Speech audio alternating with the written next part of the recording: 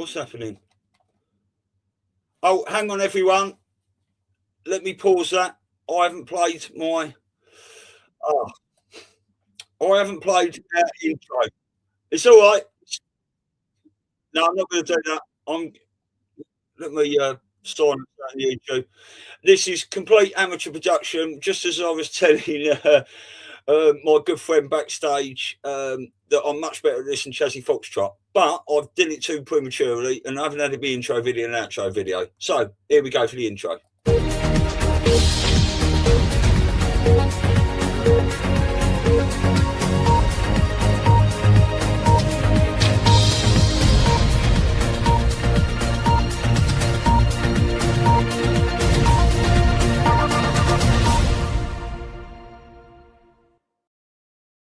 I'm gonna pull the whole thing down. I'm gonna bring the whole fucking diseased, corrupt temple down on your head. It's gonna be biblical.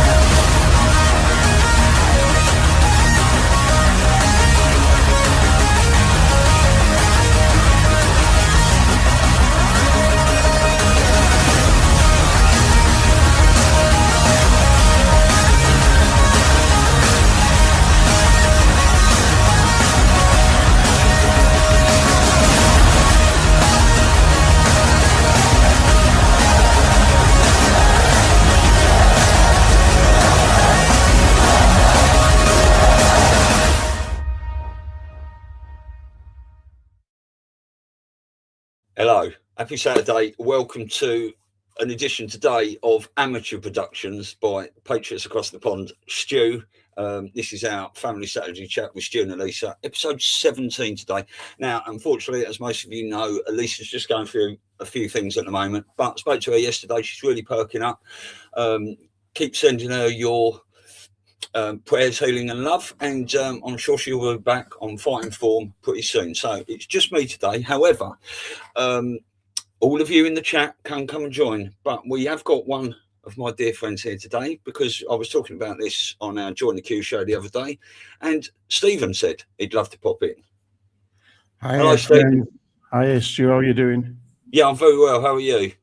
Yeah, I'm okay. My prayers go out to Elisa. I hope she picks up well, and I'm glad to join in. Just hop in, stand in for Elisa. So, yeah, beautiful. Well, this is we started this show because Jason Q did a private Zoom where we just got all these people to come in, but it wasn't live or anything. It was on a Saturday night, so we decided to do this, and it's been pretty successful. You know, we've had people from various places in the world. We had a guy on from Australia a couple of weeks back or a month ago called Chris. But yeah, a lot of people have been in there and it's really good. Some people are, you know, still a bit timid about showing their face and coming on for a chat, but anyone is welcome. This is, you know, full of love, and where we go one, we go all, and hopefully it's here to help you. So, Stephen, how are you today?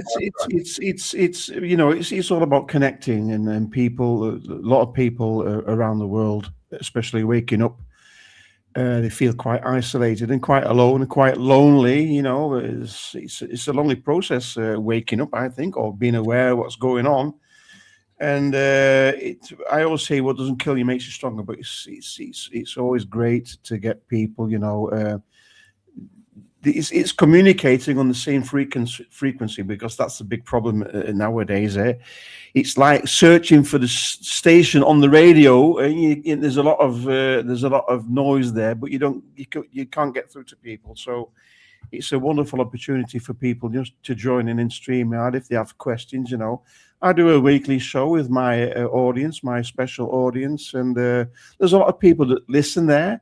There's a lot of people don't have the camera on, and it's not necessary that you show yourself. I mean, like you say, people quite timid, maybe even to speak out, because we've been conditioned from day one just to shut the fuck up and don't talk and listen to the authorities. So it's quite a process for humanity to just stand up for yourself and speak your mind and don't tolerate all the bullshit. So yeah. Exactly that. So the show you do once a week, is that a live show? Is that? Yeah, it was a live show. I have two shows. I've got one show for my special audience. It's a special private chat back channel. Yeah. But the other one I did with my colleague Renela, as you know, and he passed away on the 22nd. It was quite a gut punch. It was quite a shock for me. And we've done 150 shows, more than 150. We started on the 15th of August, 2022. So it's been 4 years now, but he passed away exactly a month ago on the 22nd. And he was a dear friend. He's my brother. We had contact every day, and we made a show. It was like the Two Stooges, He was my sidekick, and we started off with Flat Earth. And we did about 20 or 30 shows on Flat Earth. They're both Flat Earthers, 100%. We're not globetards. And when we finished Flat Earth, we passed on to Tartaria. So we got all this stuff going, and we had quite an audience. And we were well known through Truth Holland. They knew who Rene was, and he was a terrific guy. And I wish him all the best up there, and I think he's protecting us and guiding us as well to a certain extent. I can feel him, he's around, and he always said, I was born a free man, sovereign, and I want to die a free man, sovereign. So he had two birth certificates, apparently, one with the name of his mother on, and he never knew his father, apparently, and he didn't have a bank account anymore. Didn't have a driver's license. He didn't have a passport. He didn't have an ID card. And he lived freely, and that was the way he wanted to live. He was an example for all of us. But he still had his partner, his wife, but he divorced his wife just to stay out of the system, and that's how he coped for the last few years. He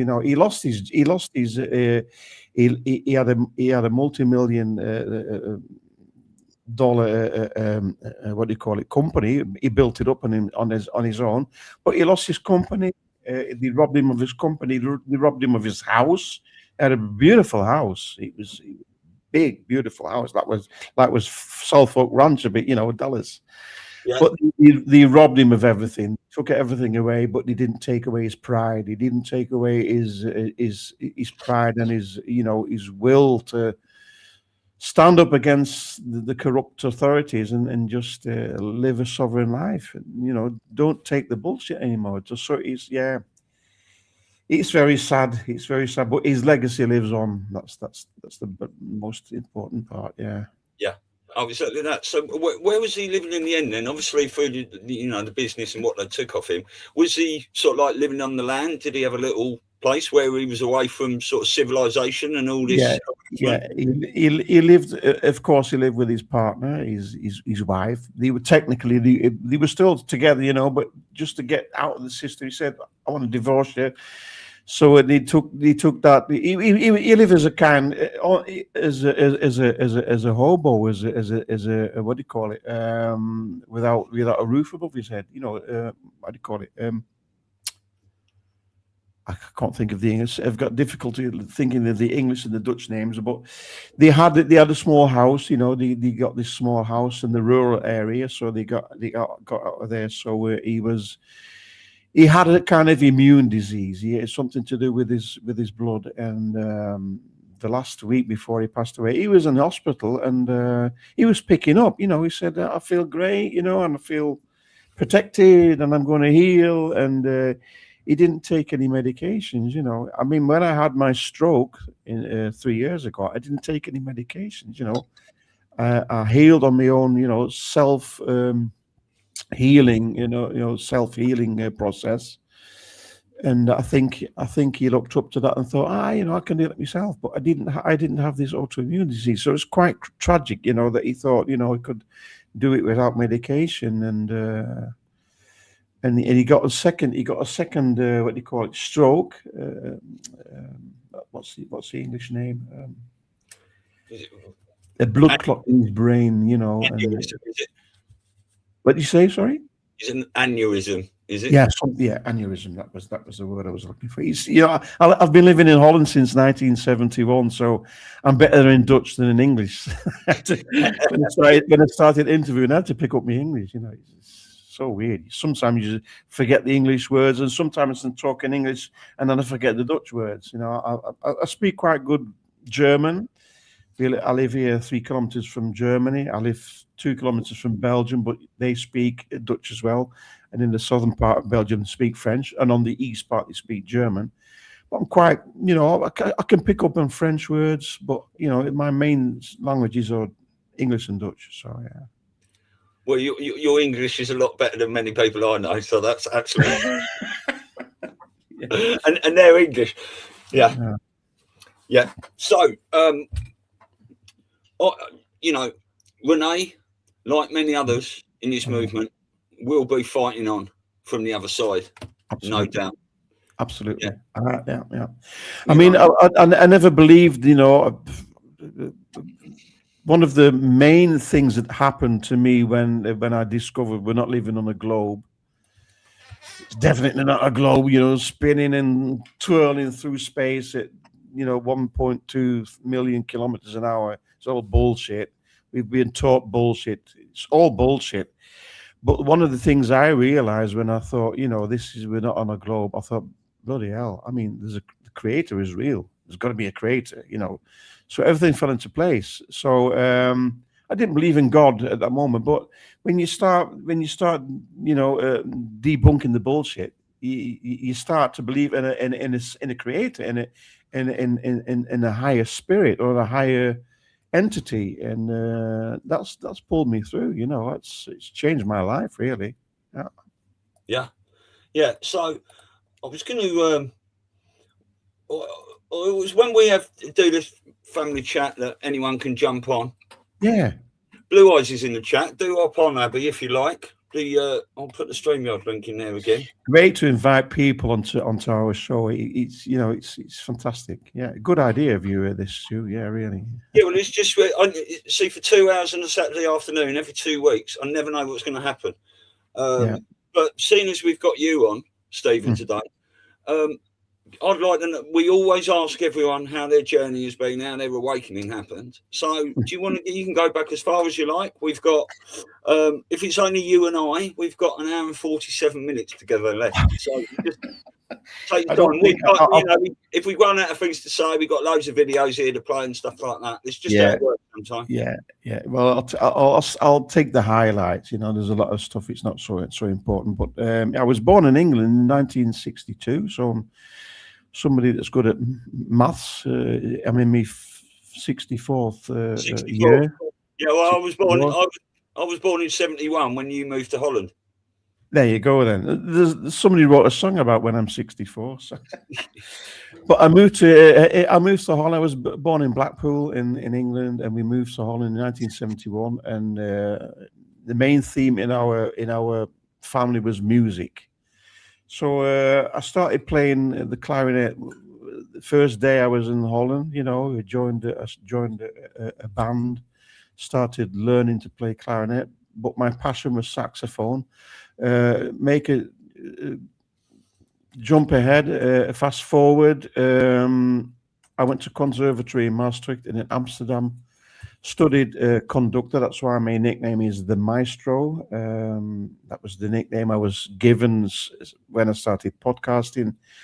The people started calling me the Maestro. I thought, okay, that's a good name to start off with. And I was quite successful. Music teacher, arranger, writer's band music, conductor of bands. And then this Corona pandemic came, and I didn't comply. I refused to comply. And the music school, they wanted me to teach, you know, with the kids with a plexiglass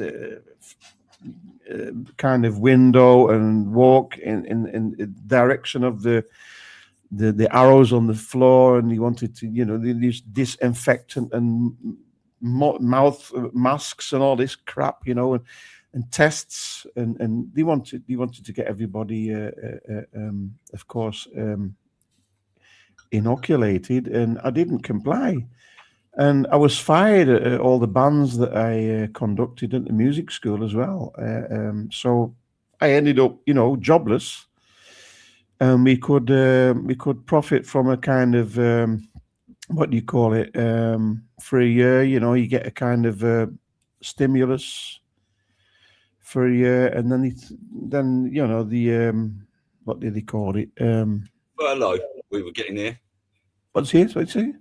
Furlough. It was called over here. We were getting furloughed. What's furlough? What's that? Well, it was like a governmental payment, like a stimulus check, like you were getting. Yeah. And then I had to, he said, this is ended. Now you have to see and get a job. But you can't get a job when you're past 60. So I started, some people advised me, well, start doing, making your videos and interviewing people, and start being a podcaster, or what you call it, a vlogger, what have you. And I started that, and that's kept me alive since then, so I'm fully dependent on people donating, and that's what I've been doing ever since, interviewing people. Ricardo Bosi, Patriot Underground, Oli Damagard, Mark Atwood, these kind of people, international people, and that's what I've been doing ever since. And it's been a terrific journey, really. And it's like I said in the beginning, what doesn't kill you makes you stronger. So it's made me quite independent and coming up for myself, doing my own stuff, and without anybody around me. I mean, I'm very critical about, having a new girlfriend. She's got to be absolutely new. What do you call it? Curious. Huh? Unjabbed. That's the first thing, of course, not jabbed. But she's got to be curious and be prepared to awake, because I think it's quite a hell what people go through when one person is awake and the other is absolutely asleep in coma. Yeah. I mean, we know enough examples of families that are wrecked because of this, and a lot of relationships are on the cliffs because of this. So it's shook mankind up quite a bit, and it's a time of letting go. People, you'll have to let go stuff that go to move on. If somebody's a real, ballast, what do you call that? Somebody's a real what's the word? What's it in Dutch? We'll translate it. Ballast. If somebody's preventing you from moving on, if it's a relationship or your job or what have you, you've got to be prepared to let go, so you can move on. That's what I'm trying to say. So a lot of relationships are they're under pressure, and people, because they're so they've got so used to the old patterns, the old way of life. It's going to make you very unhappy if you don't let go of things that don't serve you anymore. So I'm quite privileged to be, on my own and make my own decisions. So I don't have to discuss them or make a compromise. I know people, and I know interviewers and podcasters that have got trouble at home, because they are awake. It's a mission. You're on a mission. I'm on a mission. I feel I have to do this. It's like the creator said to me when I lost all my work as a professional musician. He said, "Come here. You've got something else to do. I've got a task for you. This is your mission. This is what you've got to do." If you'd have told me 6 years ago what I'm doing now, I would have said, "You're start breaking mad. I won't be doing this." So my life's changed completely. Like many people, I think. Yeah, well, that's good. Not only is the podcast, with your donations, kept you going financially. I mean, Elisa and I are in the same boat. Do you know what I mean? We don't really get any donations. People can donate if they want, but I'm sort of living off the money my mum left me when she passed away 3 years ago, from all the stuff and everything, and turbo cancer came on.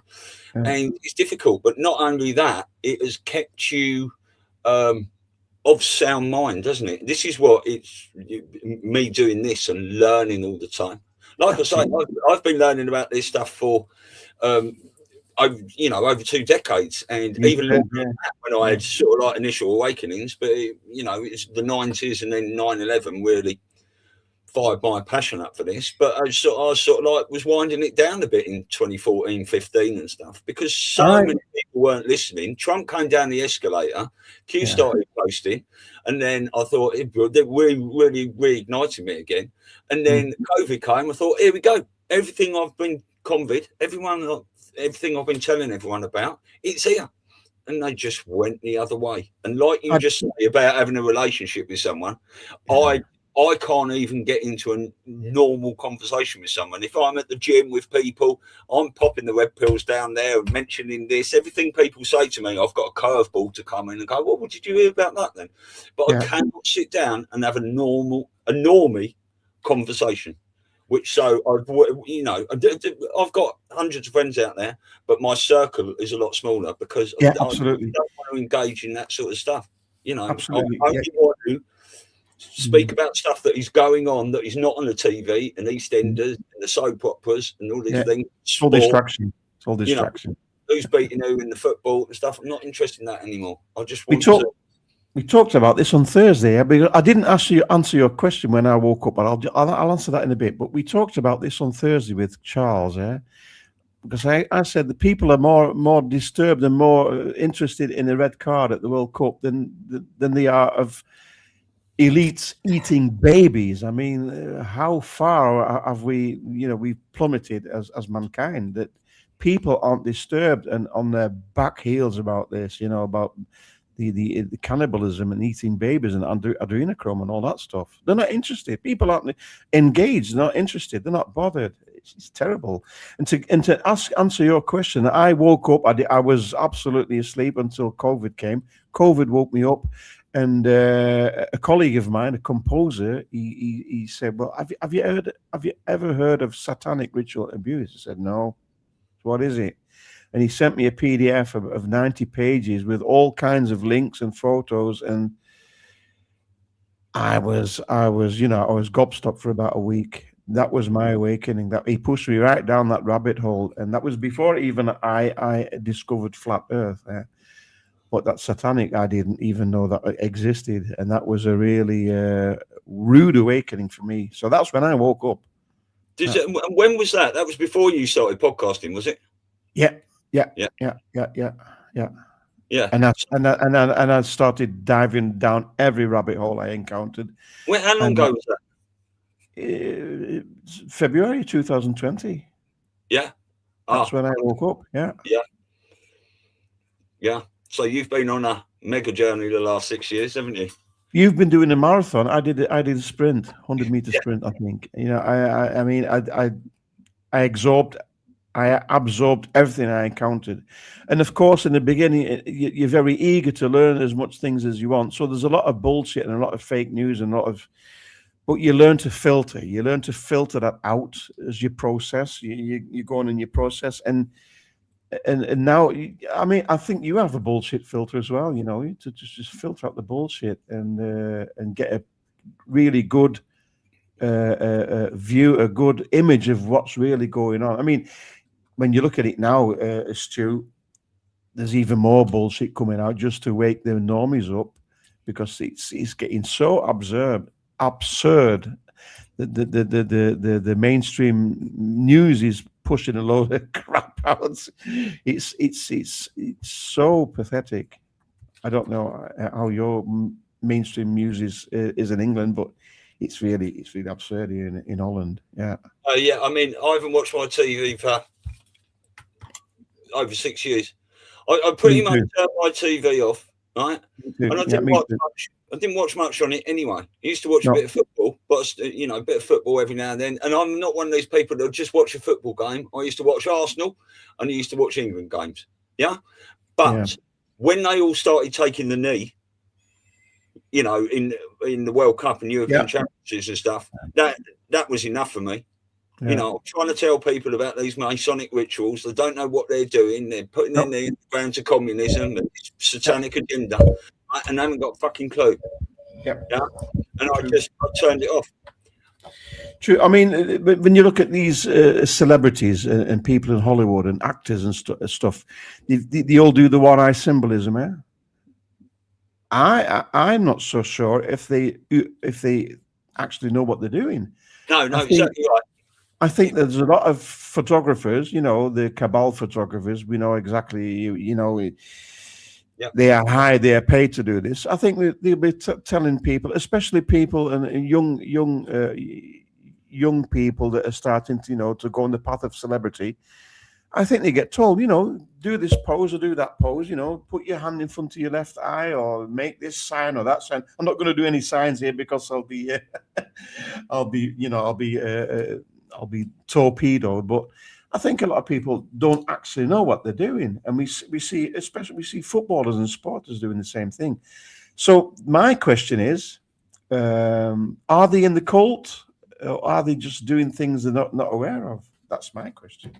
Well, exactly that. I mean, over these years, and some of us have been doing it longer than others or whatever, but the whole thing is to hone our discernment. But I've been hoodwinked in the past, you know, of certain things, and it's made me learn. And I believe those events in my life were to get me ready for this, you know, after Q started dropping and, you know, all these sorts of things.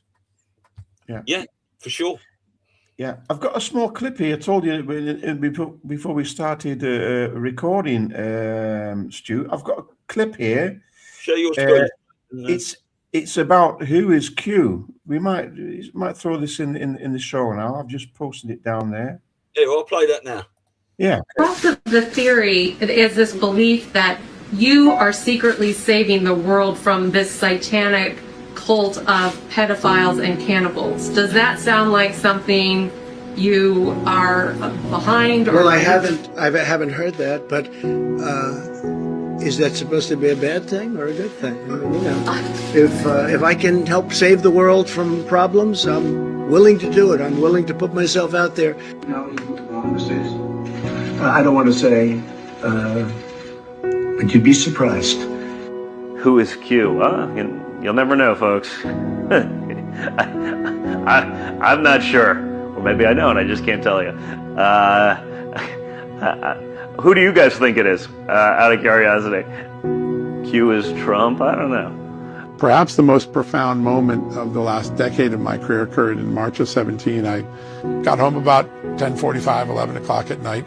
My wife's already in bed. I pull in the driveway and there's a blue sedan sitting in front of my mailbox with its yellow fog lights on. And I pull in the driveway and these two GI men get out of their car. It's about 11 o'clock at night. And as I'm getting out of my car, say, "Are you Mr. Solomon?" I'm like, "I don't know, am I being arrested? What's going on?" They can throw cuffs on me. Did I break some classified secret I shouldn't today? And they're like, "You don't know who we are. We can't tell you who we are, but you're at the tip of a very large iceberg, and we hope you drill into it." And I'm like, "What in God's name are you guys talking about?" "Well, that thing you were reporting on television." Yeah, it's a FISA court filing. It is the apex of a very large scandal, and you need to drill down in it. And all right, walk me through this guy. "Well, we can't tell you. It's all classified." "Okay, that's not very helpful. Can you give me something of more generic description?" "Yeah, we work in the intelligence community, and our agencies were asked to participate in one of the greatest political dirty tricks in history. And if it isn't stopped, and one day when it is uncovered, we will lose the tools that keep you and I safe at night. We won't be able to find terrorists and we won't find spies because these tools will be taken from us because we abused them in the last couple of years." I'm like, holy mackerel, what's going on here? And so they couldn't give me much more detail, but they inspired me to start wondering about whether I was missing something big. And I got home by that time, and there were 20 minutes. It was about 11:20 at night. From 11:20 at night to 2 in the morning, I wrote a long email to my then work sister, Sarah Carter, who was just a fantastic reporter. Sarah and I had just begun working on what we called the NSA abuse stories that where we were working. I remember being approached by let's say, federal law enforcement officers who had told me, you really need to dig into what's happened to Lieutenant General Flynn. Apparently, there's a lot been going on inside the FBI. Look at Andrew McCabe, focus on some of these characters. It was the same thing that happened to John. I started focusing in and just really taking a step back, saying what's going on here. And the more we started to investigate, little by little, we started peeling back what we call the onion, right? The layers of the onion. And it really felt like that. So then I think it can't get much worse than this. I knew that we had a big problem on our hands. In this very room, luckily we had some patriots that came forward from the intelligence community and said, look, they were doing some really bad things with unmasking, so you need to know about this, and essentially showed me how to go find it. I'm not going to get into too much of the unmasking of my sources, because they're patriots, and to this day nobody knows who they are, and I'm going to keep it that way. The morons in the press think they know who it is. We're the House Intelligence Committee. We just deal with the 17 intelligence agencies. So how would you go about finding the real Q? I don't think it's worth doing. I think what you should be focusing on is not Q. You should be focusing on the Great Awakening.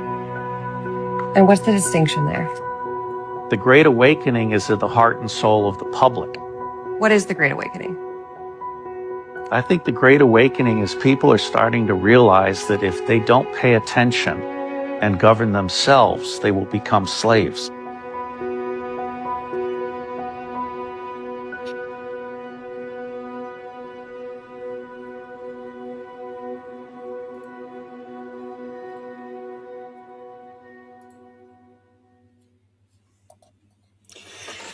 Beautiful. Yeah, we are slaves, aren't we? He said we will become slaves, but we are slaves. Yeah, I mean, it is an absolute pleasure for me being part of this. I mean, I've got you and I could sit here and show clip after clip for weeks upon weeks upon weeks, but the clues are there for the people. You have to listen. I know Trump is speaking to 6 different types of people at the same time, the military, the MAGA, the Anons, the enemy, the deep state, these sorts of things. But you have to listen what people are saying. And while you were playing that, I've just pulled up another clip. I clipped this off Rambo. I haven't got the actual link, but this is just like 2.5 minutes long. But this is people telling you about the dash, that continuity of government operation 45, 46, 47. Yeah. And why doesn't the mainstream media ever pull people up on this? Yeah. A lot of problems inside. Look, we had a rigged election. We can't have a rigged election. No. We can be nice about it. We can be politically correct. I don't want to say. I used to say that a year and a half ago, the election was rigged and the cameras would literally turn off. Yeah. And the anchor would say, sir, you're not allowed to say that, Now nobody ever turns off the camera because it's been proven to be rigged. Look at what happened in Georgia. Look at all the stuff that we found out. It was a rigged election. Biden lost in a landslide. Yeah. And it's, to think that this could happen. Now, because of that, we have Russia, Ukraine. That would have never happened with me. Because of that, we had open border with 25 million, in many cases, criminal, not all. And fentanyl deaths. Everything. Yeah. He was a worse president. And we were laughed at all over the world as a country. We're not laughed at anymore. We are the hottest country anywhere in the world. So we're the most successful country anywhere. So someone has to be punished, though, for that. So how do you do the Well, I don't punish them all. Yeah, I know. I'd rather not get into it, but let's see what happens. Something will happen? I don't want to talk about it, but let's see what happens. The election was rigged. We know who rigged the election. We know everything now. We have information that nobody thought was possible, but when you get to office, all of a sudden people start giving you things. It was a great, I'll tell you, 2024 was a great election. There was a lot of rigging going on there too. Because you know what, I won in a landslide, but there were areas that were just rigged. I could see it. In other words, rigged against me. Yeah, of course. You got crazy people like Shifty Schiff, and Hillary, and all of these people. These people, they don't want to talk about greatness for our country. All they want to do is investigate everybody, but they are the ones that are really under investigation. I also want to thank. I'm 47, so I'm 45, 46, and 47. Yeah, if you think about it. I just don't want the credit for 46. The rightful 45th, 46th, and 47th President of the United States of America. To the 45th, 46th, and 47th President of the United States of America. The 45th, the 46th, and the 47th President of the United States. And in my second term, which we're sort of having now, but I don't want the results, right? Well, we actually already served 3, but if you count. But remember, I like the victories. I like the 3 victories, which we absolutely had. I just don't like the results of the middle terms. I don't know. Are we going to be considered 3-term or 2-term? You tell me, Ronnie. What do you think? Are we 3-term or 2-term? If we now, I've been there 4 years plus another 4 that I'm sort of there in a way.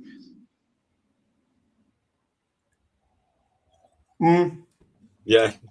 Yeah, I mean, when Trump was inaugurated in 2016, I didn't follow him till 2020.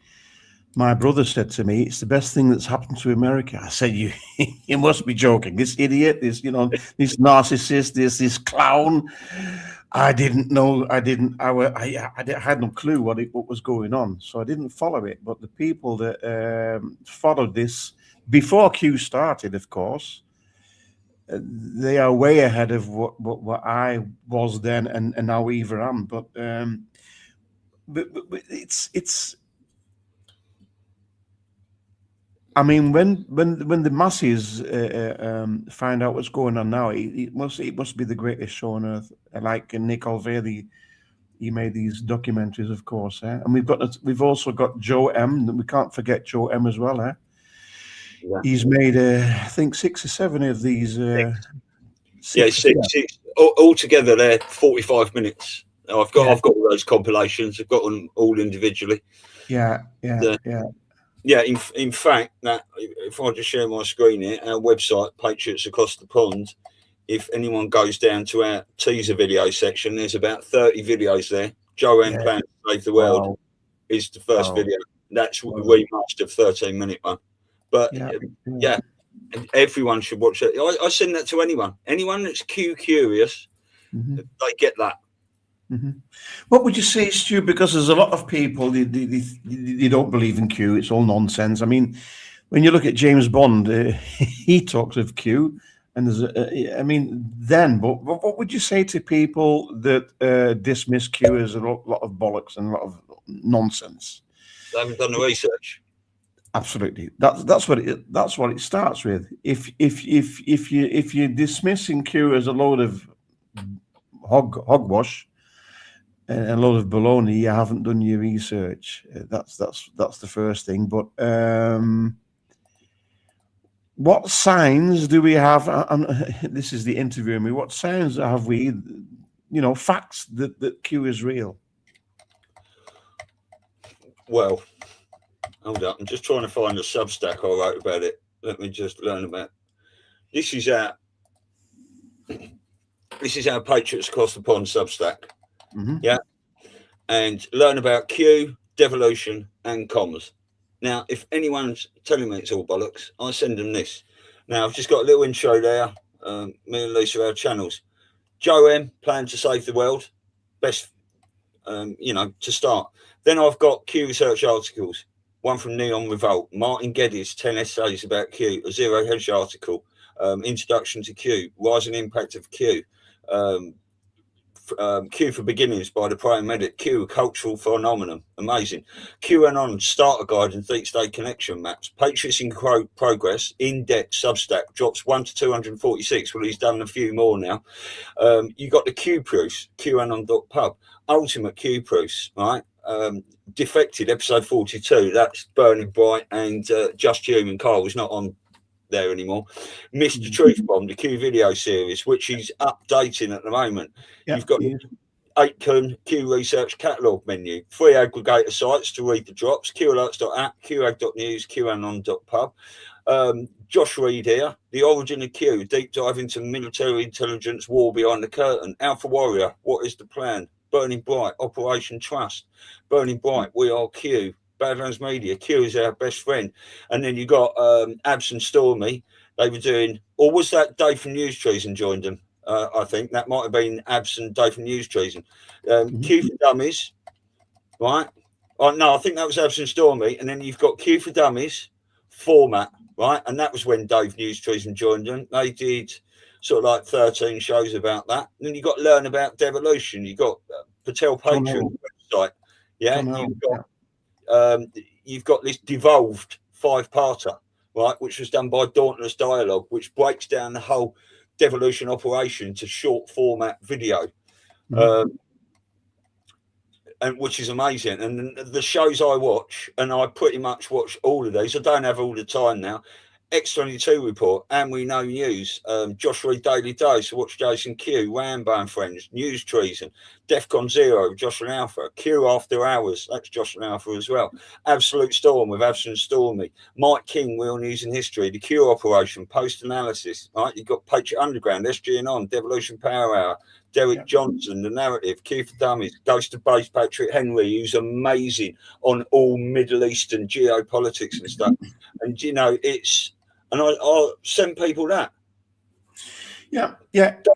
It's a complete list here, I think. Stu's done a terrific job there. But when we look at the inauguration of Biden, I mean, there's so many things, and Derek Johnson is explained that to a T. You know, there's something not right here. The weather, the two weather patterns, the cannons, you know, and there's still a lot of people believe that was the real Biden. I know, but how can they not see that their real Biden keeps changing height? His face changes. And Hillary Clinton as well. Yeah, his chin turns into a set of bollocks. He's scratching his ear like that. These are all the things that we see when you're paying attention. Scratching the back of his head and it's rippling up like a mouse. You know, his hands going through a microphone. His head disappears. Right, we're seeing CGI actors.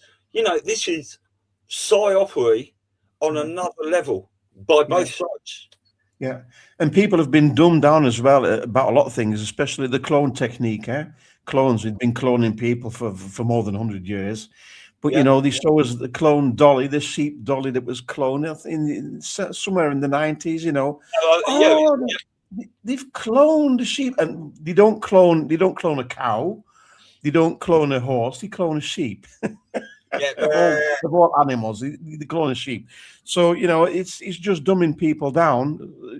Show them a little other tidbit. They have to show you as well, but they've been cloning people for years, and they've shown us in movies as well. Hollywood has shown us all, you know, the past decades what they're doing. I mean, science fiction is not fiction. It's more than likely science fact all the time. Yeah. So if you want fakery, listen to the news. If you want truth, watch movies, but watch them with a new perspective. Look at the symbolism and the meanings of everything. It's been put out there now. I don't know. How long do you think this will? We pretty much gather that this war, dark against light, goes back to the start of time as we know it. You know, whether it was, you know, the death of Jesus, or whether it was long before that, the Garden of Eden, or whatever. If you go down that sort of route. But they have battling for a very, very, very long time. So how long do you think we've been seeing movies from the dark side and the white hats in Hollywood? Because you look back at many of these things now, and the clues are there for all of us. Yeah. Well, I think personally is when the computer started, you know, coming, they started using computerized things in movies. You know, when you look at the first Star Trek, when did this Star Trek start? Some in the 60s, somewhere. You know, it looks quite pathetic now. But Gene Roddenberry, he was a Freemason. He used all these ideas. He might be being instructed, you know, to show people, you know, what the future may bring or what's already possible. You know, the teleporter and all these, you know, these gadgets that he used. I think it goes back to when television started. You know, television was invented in 1939, if I'm not mistaken. people used to go to the theaters and the cinemas for the newsreels to get the propaganda, especially when World War II was going on. There was a lot of propaganda, to get people into the mindset of we're going to war. I mean, America didn't want to go to war until Pearl Harbor started, and that was even that was a false flag. Franklin D. Roosevelt knew about this 3 weeks before it happened. But when the idiot box came into the living rooms, that's when it really started. And that's when Hollywood took off, in combination with Operation Mockingbird. So we've been lied to ever since. But they have to show us as well. It's satanic law, isn't it? It's karma. You have to show things that they're doing and things that they're planning on doing. You have to always show us so they can't say, well, we showed it here, but you didn't see it, but we've been showing it all this time. So, yeah. Yeah, exactly that. We've just had another guest pop in. We've got Bruce Poppy popped in. Okay. Hey, Bruce. Hi, Bruce. Hey, how's it going? How's it going? Yeah, good. I haven't spoken to you for quite some time now. Yeah, hold on. Let me get my headphones on here so it's no echo. Yeah, no problem. How are you gentlemen this morning? This afternoon. I'm very well. Oh, yeah. Nearly 5 o'clock here. The whole time zone thing, that's just crazy, man. Yeah. Well, Donald Trump's getting rid of what's it? He's getting rid of daylight savings time, I think, or something like that. We've been hearing that for gosh knows how long. Multiple states have already voted in to do away with the time change thing, but for some federal reason. And then, as I understand it, it's one of the guys that's holding the thing up is Tom Cotton, crying that it'll hurt the farmers or something. I don't know. It just doesn't make no damn sense. Yeah, but there's a lot of topics coming in and going out. Front burner, back burner, and I mean that whole daylight savings scam is all the bullshit. If you ask me. Yeah, and then you could jump into the whole. I'm very fascinated too about the whole calendar history. Yeah. Since we jump on that subject, it should be based on what natural type things that make sense. A 13-month, 28 days a month, right? Yeah. Even the name. Yeah. Even the names. Tell us. October Oct is 8, and it's the 10th month. December it's supposed to be 10. Deca. So they've been jacking with us for since the dawn of time, almost essentially. If you look at daylight savings time and the months, I mean, it's absurd, 30, 31, 30, 28. It's all to take us out of our biorhythm. 100%. That's what they're doing. And keep us separated from, natural, you can call it God, source, universe, whatever, but our natural connection, and then the whole circadian rhythm, all that stuff. It's intended to keep us off balance and all, weirded out. Yes, 100%. And disconnected from the creator as well. Yeah, and our connection for nature, because all the signs are there. If you look at the back of turtle shells and tortoise shells and stuff like that, the 28 and the 13 and stuff. It's all out there. It's all out there. But we didn't get that taught at school. Certain things, it's Rockefeller. Rockefeller decides what we are allowed to learn and what we're absolutely not to learn.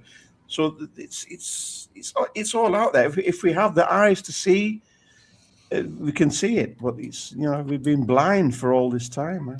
And that's the whole thing. Is once those scales come off or that veil is removed, and you can start to see stuff. That's where a lot of the stuff that I'm doing nowadays is more personal. And I'm I'm living the stuff myself because I can't control, right? I can run my own calendar, but that doesn't help me out, when I'm trying to set things up. And I got a friend of mine who lives in Australia, Kirk Ashley, and, doing a show or something with him, he's like plus 15 hours from me. It's just insane. So yeah, we're on the right path, but we are the ones, and I've said this for a very long time. We are the ones that are in control of our own destiny, right? We can't be worrying or waiting or, for some external circumstance to decide, how we move or grow or live our life. So that's what I think we need to, we're in this phase, a transition phase. I believe this is just my opinion.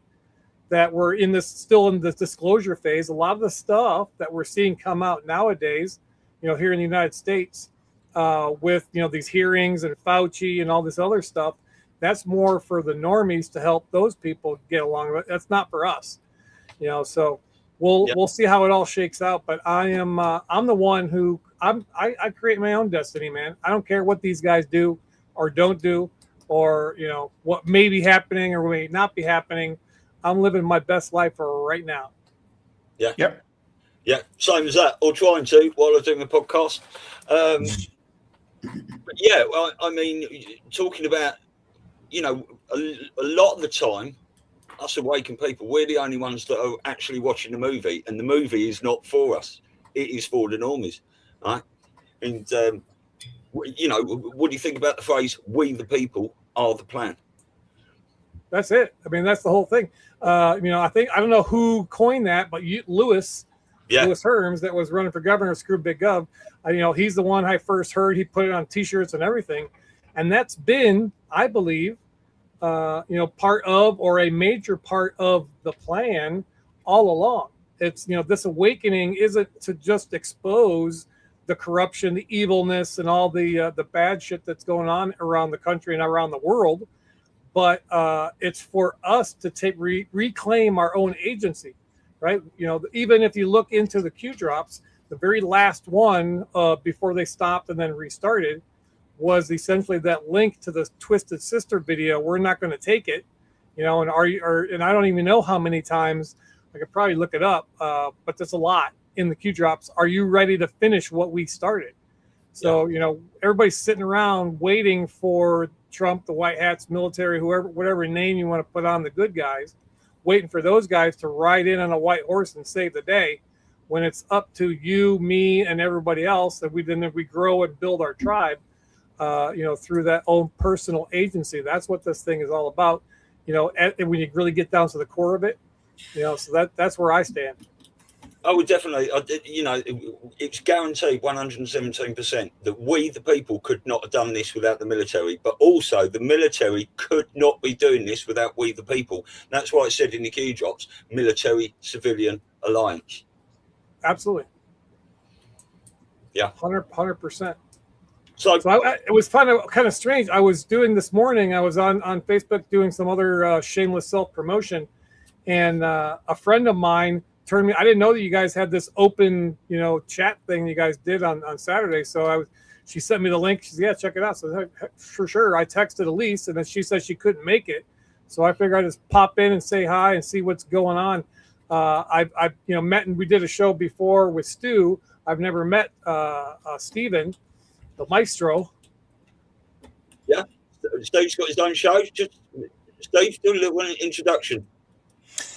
Well, I've got my Telegram channel, Stephen's Real News Corner, and I've been doing interviews now for the last 4 years, I think, 4 or 5 years, with international guests and Dutch guests. I've done about 250 up to now, and I met Stu through Charles, didn't I, Stu, a few months ago, and we started doing Charles Foxtrot, that is. He wrote the book, Why Nothing Can Stop What Is Coming, and we've got a little sort of UK show, Join the Queue. Sort of like 3 Q-tards from across the pond, if you say. Yeah.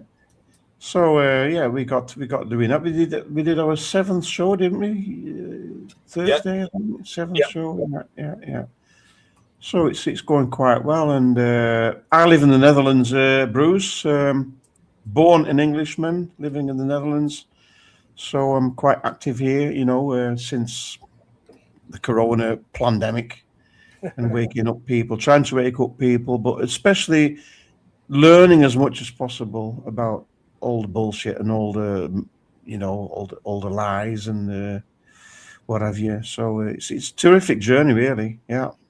What I find real interesting about you guys in the Patriot type movement across the pond is it's seemingly that what's going on in Europe and the individual countries is almost a foreshadowing of what could be coming here, and if we don't get our heads out of our butts here in America, because you guys have been doing the whole UE thing and open borders and all that stuff. And now you're kind of seeing, right, the results of that over years and years and years of that happening.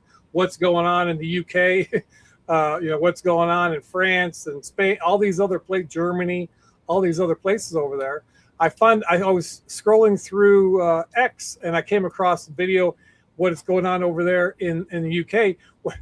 The wokeness. Now you have, it was quite comical, actually. It's sad at the same time, but you have all the Muslims, right, that's unfettered coming in, taking over UK. And then there's big riots for the Muslims fighting the transgender because we know the Muslim ideology, right? They're completely, they'll stone you if you're gay.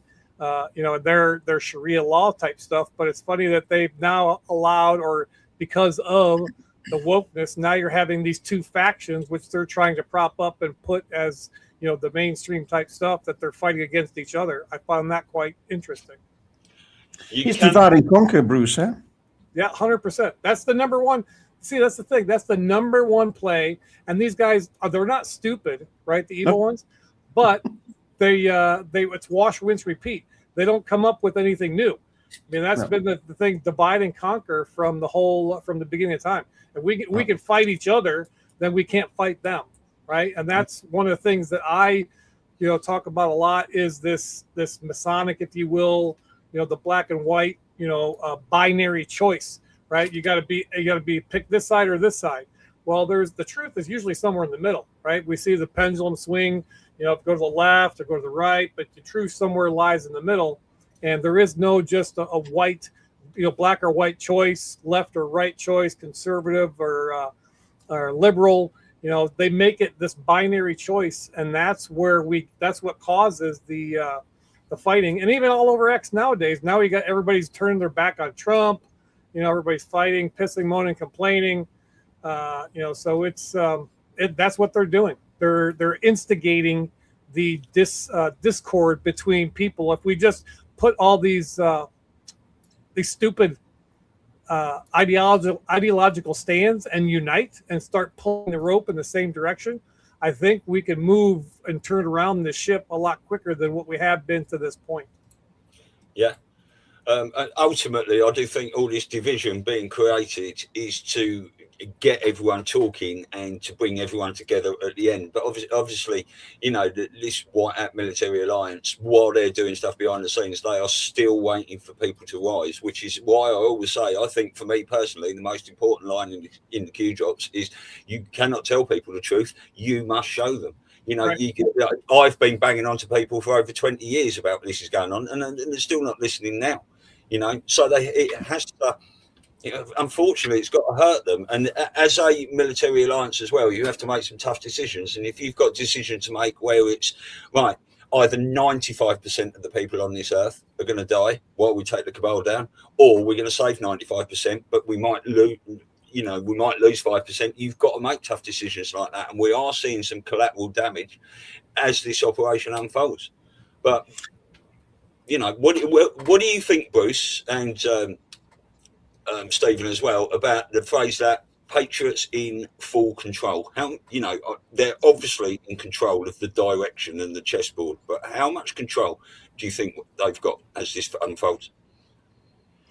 Well, it's there's a lot of hurdles, I think, and I don't think it's going exactly as they had planned. So there's a lot of things have to happen before other things occur. But in full control, I don't know. I don't know if they're in full control. I mean, we're fighting a very, like Bruce said, a very intelligent enemy who's been in control for hundreds, maybe thousands of years. When we go back to before history, prehistoric times, Anunnaki, what have you, Nephilim. In full control, I don't know. That's my take. I don't know what Bruce thinks about that. I think I align with that a lot. Full control is, that's a pretty bold statement. But then when you look at it, and just like Stephen said, this system, for lack of a better word, has been entrenched for, like you said, decades, centuries, potentially millennia. Mm-hmm. And we think we're going to all of a sudden flip a switch, and in 5 or 7 years, 10 years, whatever it's been, flip this thing around and have everything be all puppy dogs and rainbows. That's probably just misaligned thinking. And I remember, as you mentioned that, I remember when I was on the Truth Tour with Louis Herms, we did over 100 events in a couple of years. But at the grand finale in Anaheim, California for Truth Tour 2, after the event Sunday morning, we had a brunch with all the speakers, and Juan O'Sabin was there. And he came in, he was talking to us and, opining on different stuff. And he made the statement that just stuck in my mind. He says, we are still, there is still some control, but we are in a counter move situation. Even the people at the highest level of, this operation that are pulling the levers of power, they still don't, they have to, it's a moves and counter move. The deep state, evil ones, whatever label you want to put on it, they're doing things. They have an entrenched position, and we're trying to root them out. So when they do something, what they plan, and even though there may be, the truth behind the looking glass where they gameplay this stuff out, but still there is a moves and counter move situation is the bottom line, and we got to continue applying pressure and not give in, and not fall prey to some of these things that even on our side, I've been finding this a lot recently myself, that a lot of I'd say a good portion, some of the stuff that we consider true is false information. So Q mentions it. As an example, we were awakening. We became aware that the government, the media, the corporations, they're all working against we the people for their own personal gain and profit. But then when we woke up, we found out, podcasters and alternate alt media, these other things, they're pushing a lot of narrative. They're using the same playbook as the evil ones to continue to foment the division and the fighting and the lack of real truth information. So we got to be careful. And like you said, be careful who you follow. They said that the people you think are good, are going to end up to be bad, and the people you think are bad are going to end up to be good.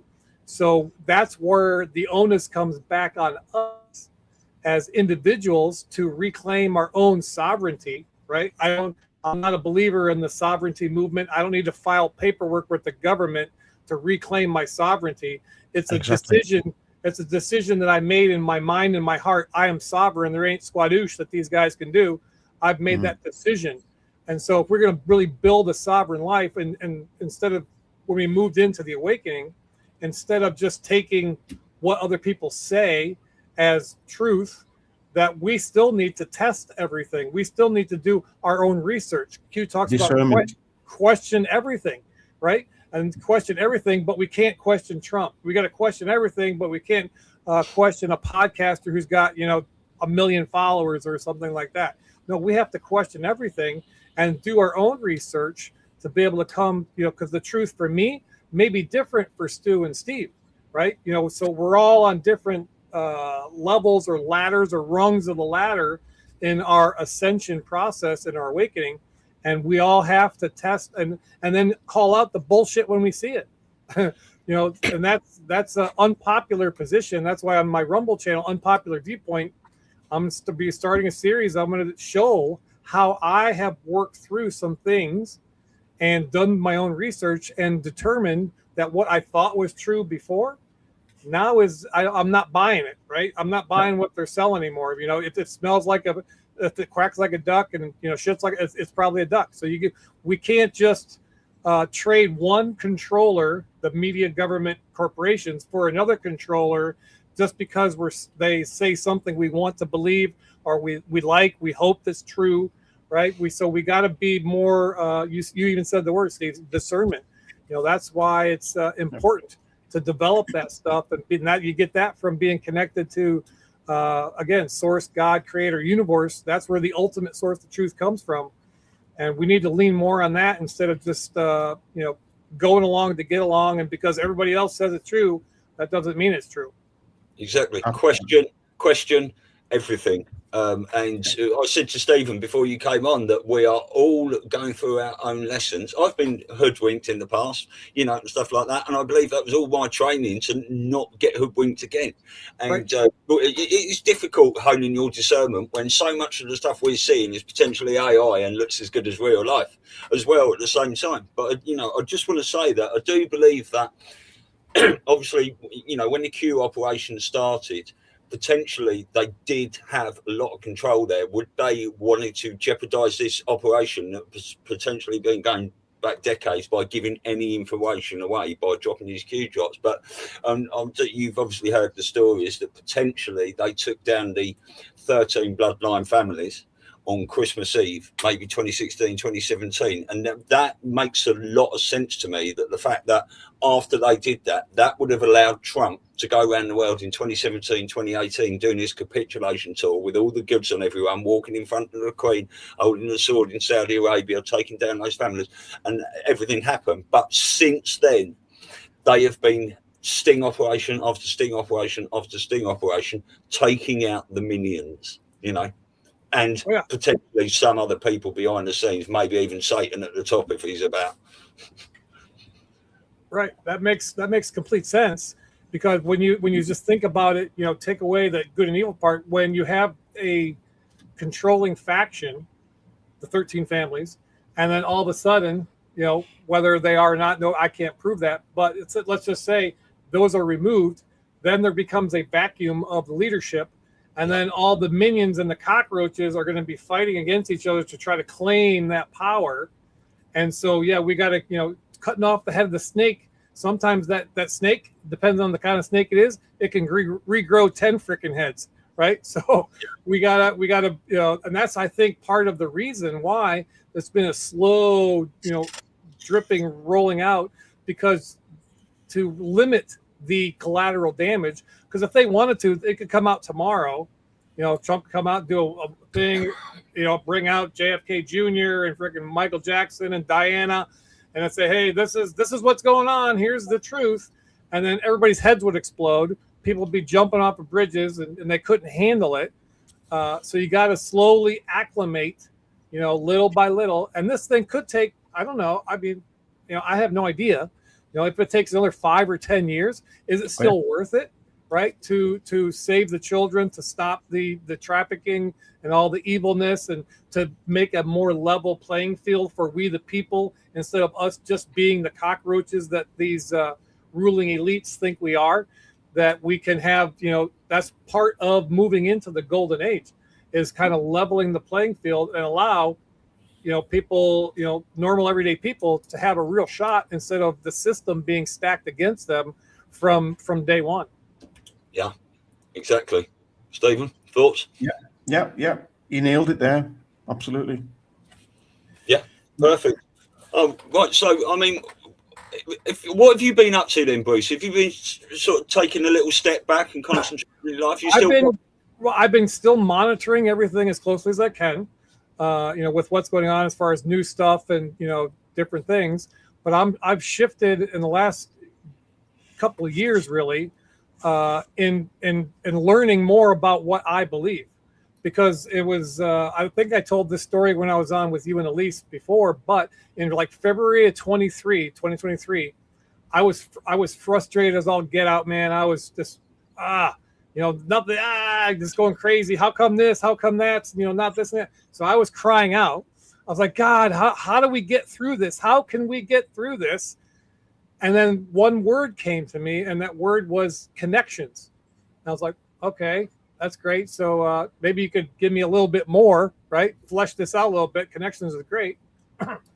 So then it, you know, fleshed out over a period of a week or so. And there's basically 3 connections that I was, you know, call it a download or enlightened to, whatever. But the first connection is we got to be connected to God, source, creator, universe, whatever label you want to put on it, because that's, as I said before, that's the ultimate source of truth. That's how we're going to develop the intuition and the discernment and the other gifts that are inside of us. You know, we all have excellence inside of us. It's always been there, because God doesn't make mistakes, and we're all, you know, creations of, you know, in the likeness and image.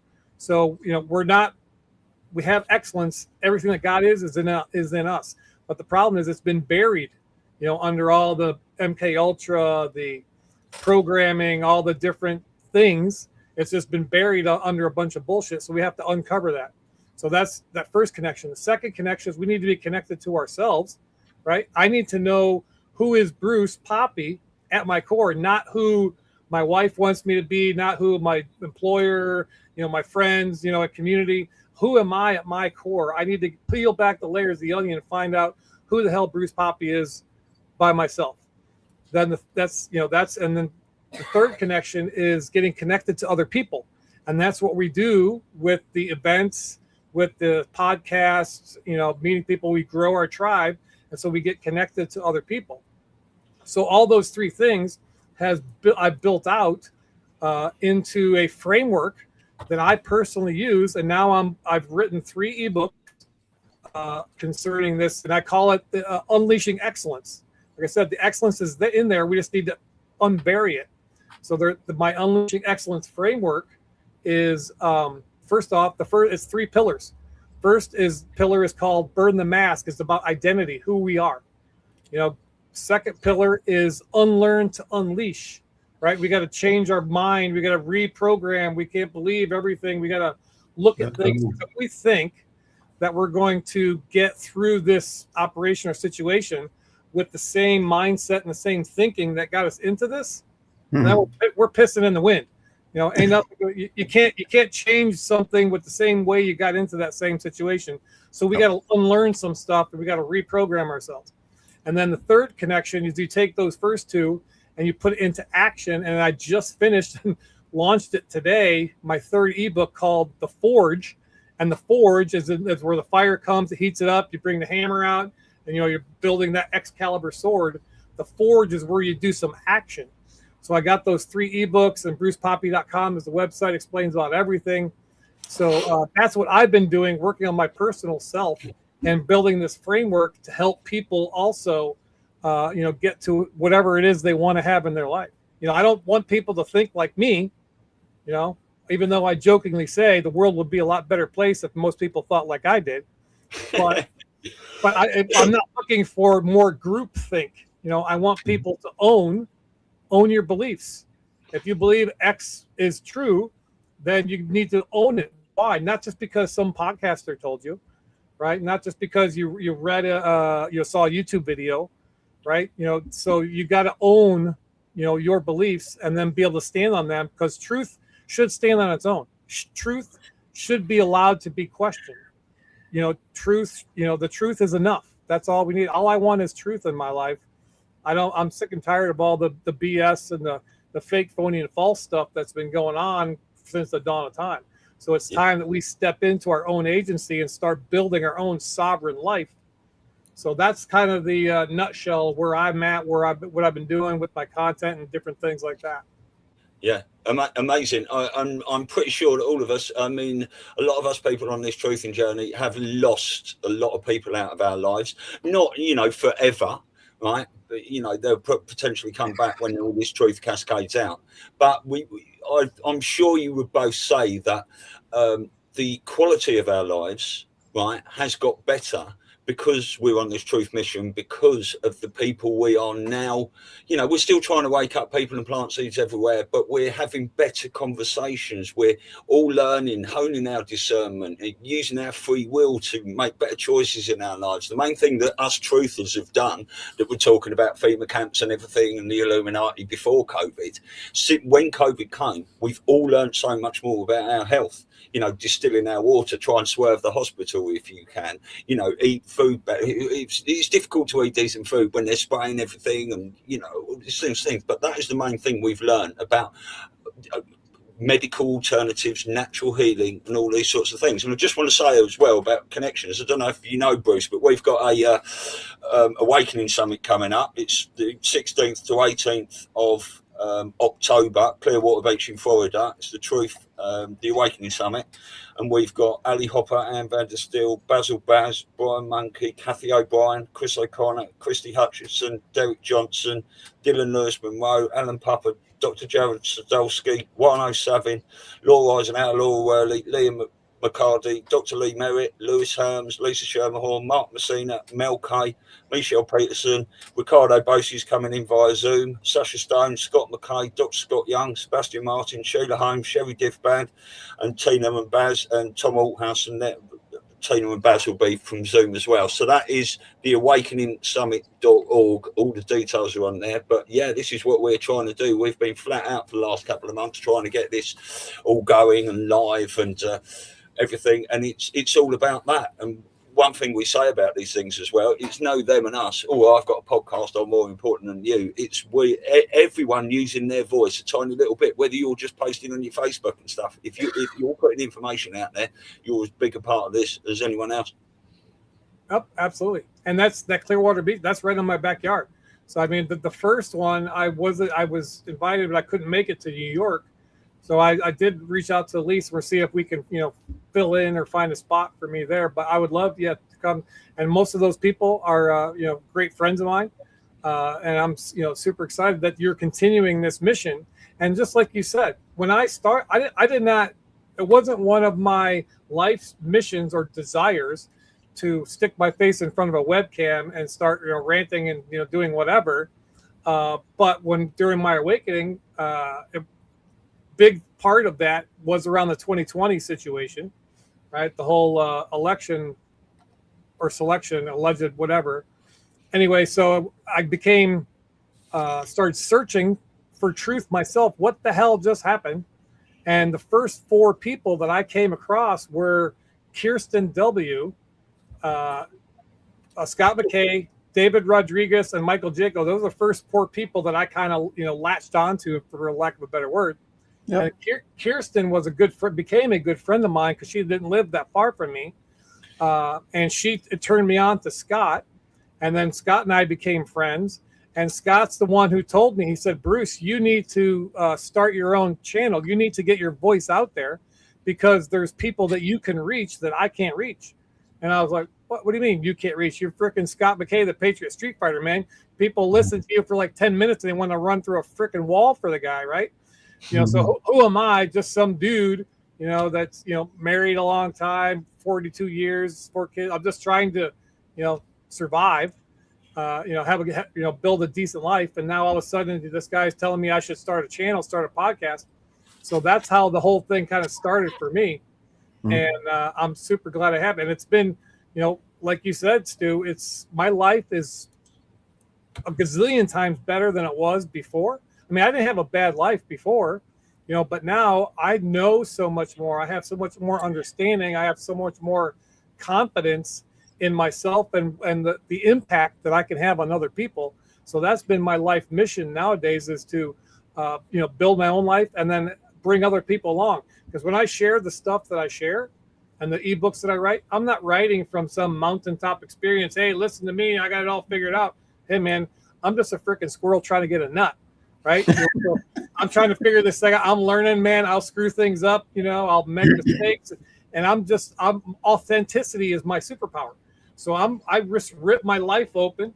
I lay it all out there, all on social media, all the whatever. So maybe my story can have some impact and you can see yourself in some of my story, what I've done, what I've been through, what I'm currently doing, that we can all be better. Right. Because today's the first day of the rest of your life. You could have been a piece of crap yesterday, but that doesn't mean you have to be a piece of crap tomorrow, right? Mm-hmm. You could turn it around on a dime. All you got to do is change your mind. Yeah. Well, we've learned to filter out the bullshit and the trivial stuff. I mean, I can't talk about chit chat.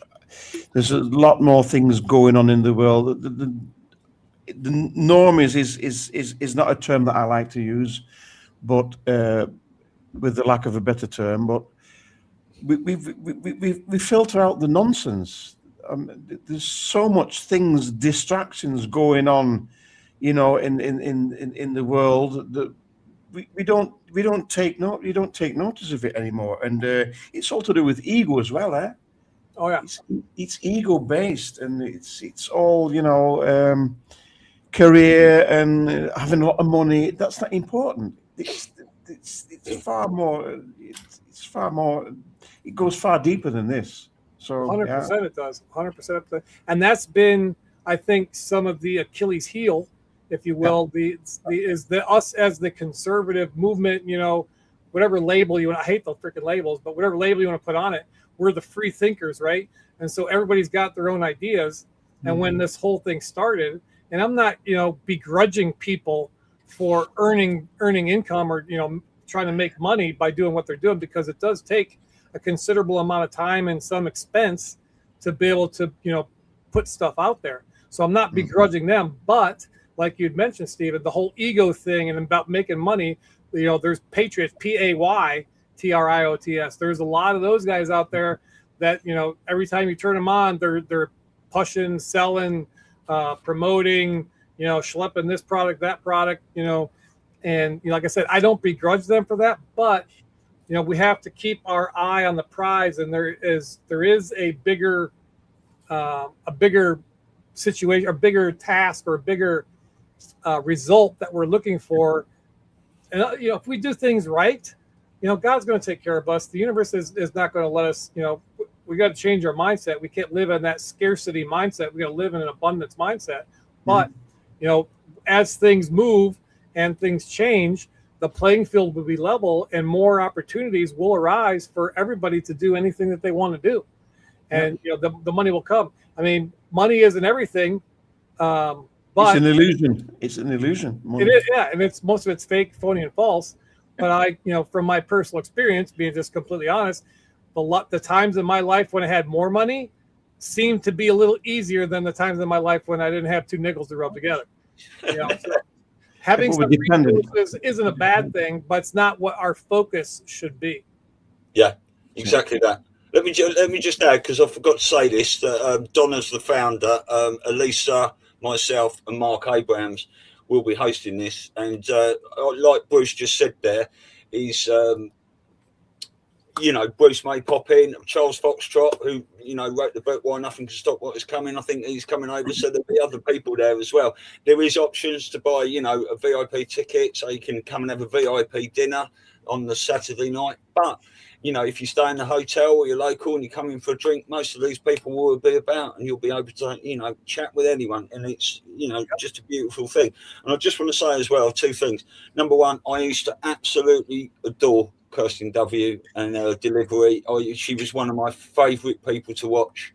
And I was really sad. You know, we've lost many people over these. Do we think she's in witness protection? That's what I wanted to ask.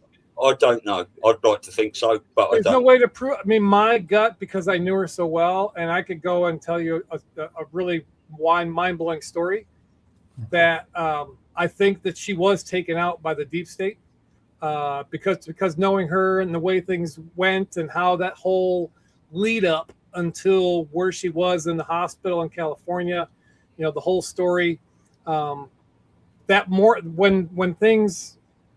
When it was kind of made public, right, that she had, you know, expired or was taken out, that was on January 6th. I think it was 22, January 6th, 21 maybe. But anyway, January 6th, I was sitting in a coffee shop having coffee with a buddy. I had been trying to reach her, text her, call her, because I hadn't heard from her in several days. I knew she was in California. I knew she was sick. So all of a sudden, my phone rings. And it's her number. I'm like, hold on a minute. I got to take this. I answer the phone. I said, oh my gosh, I'm so glad you called. Are you okay? And I didn't hear nothing. There was no talking. I didn't hear anything in the background. I was, you know, listening. And then all of a sudden I hear this muffled rustling, you know, like a phone in a pocket dial, you know, butt dial or something. I hear a muffled rustling, and I was listening super intently, trying to hear anything in the back. I said, hey, can you hear me? Can you talk? You know, push a button, do something. Then silence for a second, and then the muffled rustling again. That went on for a few minutes. Nothing was ever said, and then click, the phone hung up. That was in the morning. And then that evening, Scott and Jaco and Nino were doing a roundtable, and Scott got the call from, I don't know who it was. I think it might have been this gal named Colleen, might have been her name.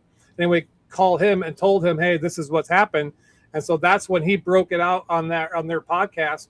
You know, it was you know, just everybody's just shocked about this whole situation. So that's what happened that day that she, you know, died. I think she was taken out And there's other strange, weird circumstances that I could go into, but that's not the place for this right now. Robert David Steele as well. Somebody mentions Robert David Steele as well. He was, all of a sudden, he was gone. I mean, Kirsten was ill, but we just mentioned before you dropped in there, Bruce, Stu mentioned, what do we think of, I think you were there, Patriots in full control, but, you know, that doesn't rhyme, really. If Kirsten was taken out, then the Patriots aren't in full control, huh? Yeah. Right. You know? Well, if anyone loses their life, the Patriots are not in absolute full control. But you know, there's levels of control, isn't there? And the full is a very broad-reaching, you know, situation. And like you'd mentioned before, there is, you know, we are in a war, right? So, and there, you know, even though it's an information war and a war of narrative, war of stories, war for the minds and hearts, for the most part, there is going to be and still is collateral damage, right? There's a whole shit ton of people who got killed during COVID, right? There's still people, you know, now that are, you know, there's still trafficking going on. As all us three are sitting here talking, there are children right now being raped to death, right? This very second, tons of them. So that stuff is still happening. So full control is a little a bridge too far. I'm not willing to go there. Yeah. But I'm, you know, along those lines as well. You know, we do hear the phrases that this has to be done right. It has to be done once and stuff. Because it has to be this way as well. This sacrifice and this Satanism and this child trafficking would have gone on forever, and it would have got far, far worse. So if they're trying to eradicate this from the earth, I don't mind how long it takes. You know what I mean? I'm not, you know, you know, I do trust the plan, but I'm not one of these less than 10, you know. And you know, people go, "Oh, you trust the plan?" Ask them what the plan is. Then that they can't tell you. You know, I just want to add to that though, because you were talking about authenticity, and Lewis Herm says this very well. He says that what is the most powerful force in the universe, and most people would say love. But no, we're learning that it's authenticity, because being your authentic self, and this is what I try to be all the time, just say my truth. And, you know, that's whatever people think of me thereafter. That's down to them. That's none of my business. Right. That's their problem, not your. I come to that realization, too, that if somebody doesn't like me or my delivery, offended because of my boldness and, you know, sometimes brashness, and sometimes my wife tells me all the time, you know, you come across like an asshole, right? Just because I'm so confident in what I do, and it's not, my intention is not, you know, to piss you off and to make you feel horrible, but if you take what I'm saying in that sense, then that's really your problem, not mine, you know. And so I have been working on myself with my wife's encouragement. You know, it's not what you say, it's sometimes how you say it, you know. So I'm trying to be a little softer, you know, like we mentioned Kirsten W, man, she was rough as a 60 grit sandpaper sometimes, but you know, she owned her shit, man, and she didn't care, you know, what you thought or what you think or response. You know, she owned it and, you know, run with it. So, you know, I'm trying to be a little less abrasive in the way that I bring stuff across, but I have to be what's this? The Frank said, I got to be me, right? The whole song.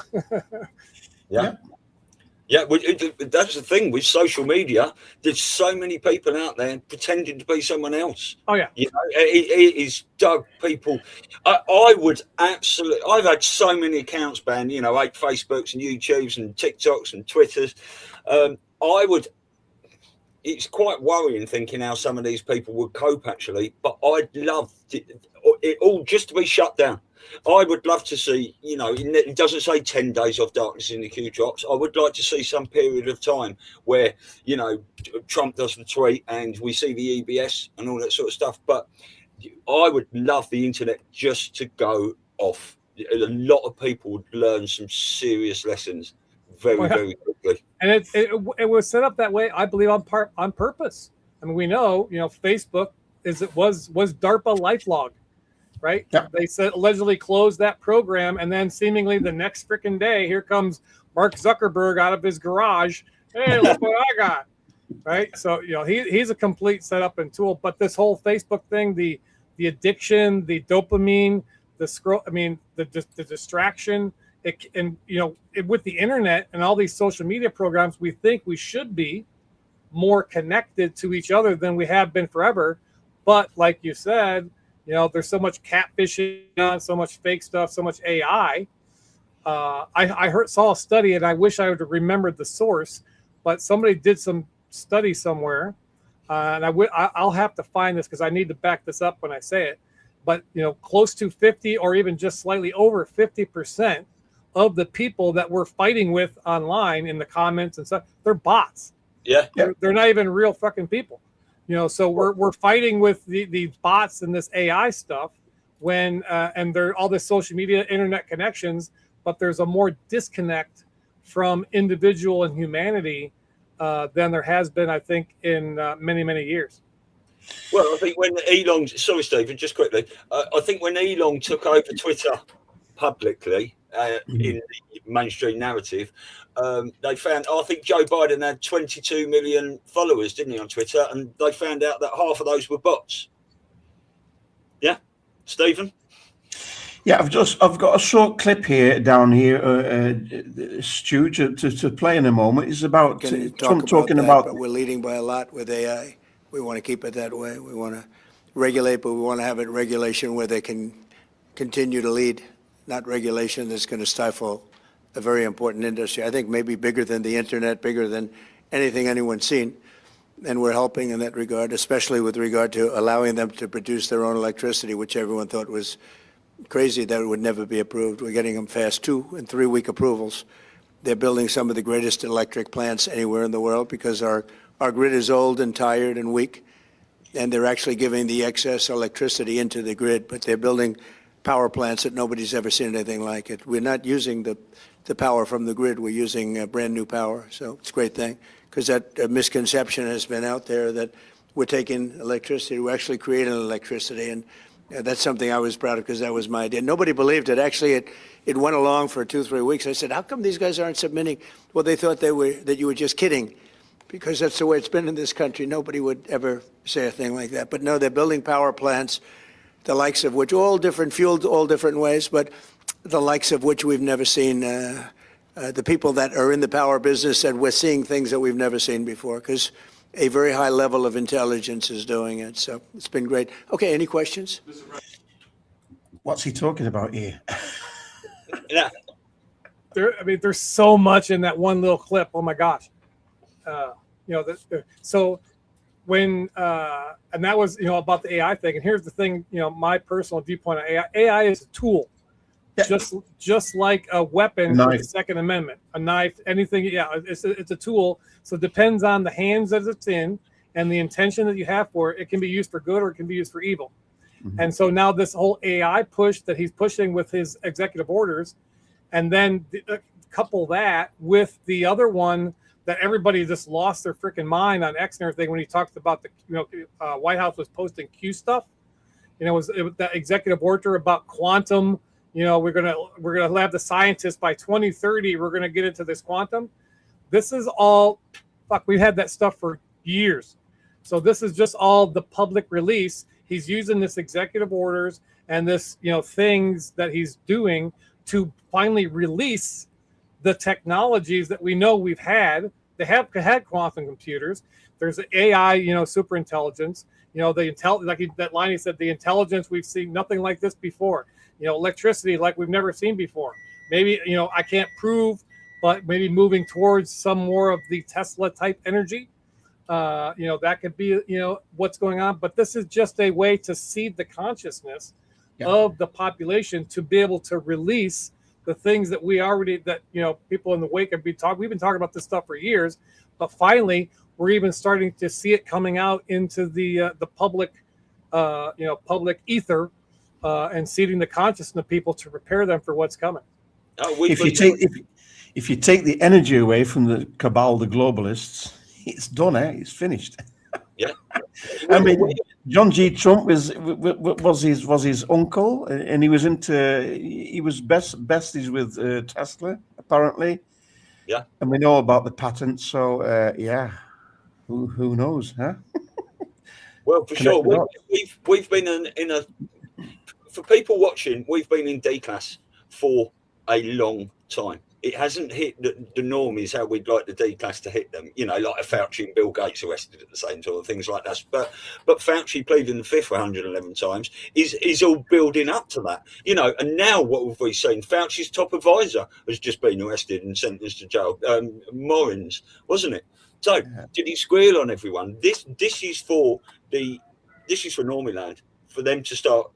Oh dear, you know. But I do think. What do you think about all this hype about the data centers then? Because I don't think they're data centers at all, really, from what I've looked at. Yeah, you know, you know Robert Imbriali, because he's working with you guys on the Awakening Summit, the tech side.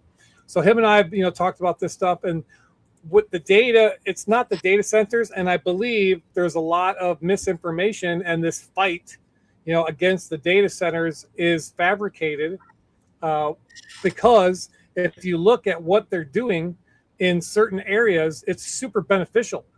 People are getting paid out for things that are happening in Louisiana. I think there's some teachers union or educational program. They're getting like $50,000 a month. I know what the exact number is. I don't want to say it, but people are getting paid off.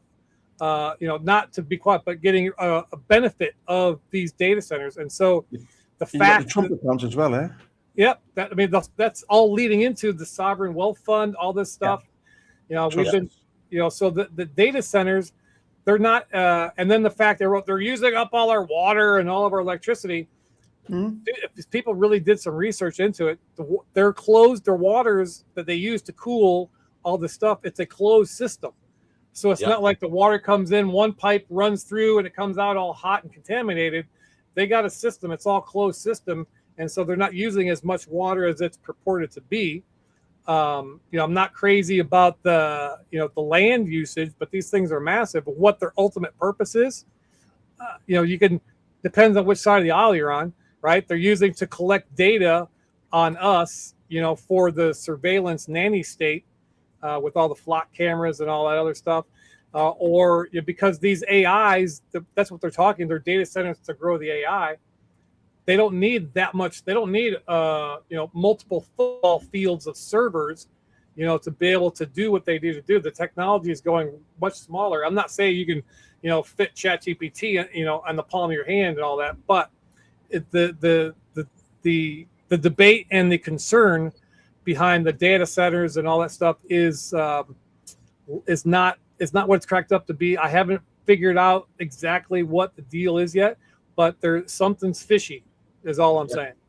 And some people as well have been digging into the itinerary of all the materials going in to build these data centers, and the amount of cable that they should be using if they were to say what they are is just not the same. So there's something else going on there. Maybe they've got new technology where they don't need cables to send wire signals and stuff to each other. But yeah, Stephen, did you have a clip there? Yeah, there's a clip down there about data centers. Let's just play this. So my first question is, we're talking about AI and crypto a lot. Right. You won overwhelmingly with working class Americans in 2024, tens of millions of working Right. class Americans.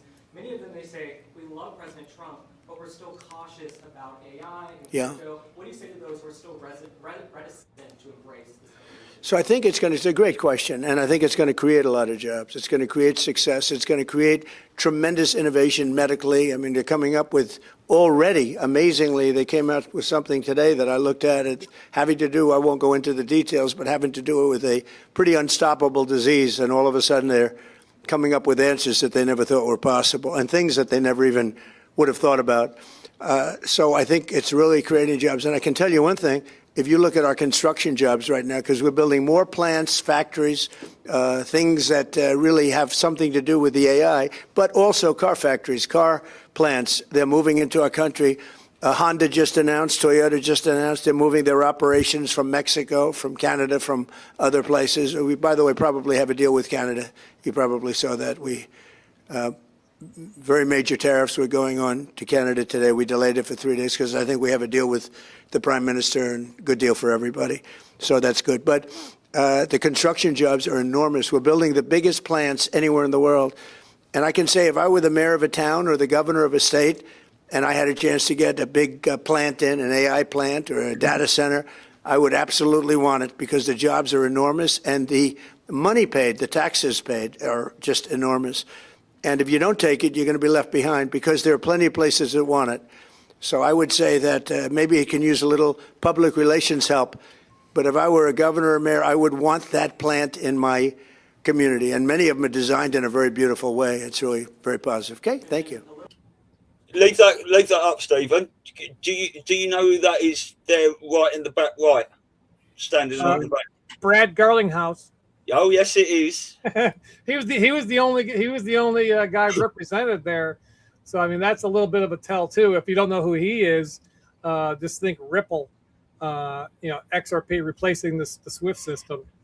So yeah. Yeah. So I mean, what are your thoughts about XRP? Do you hold?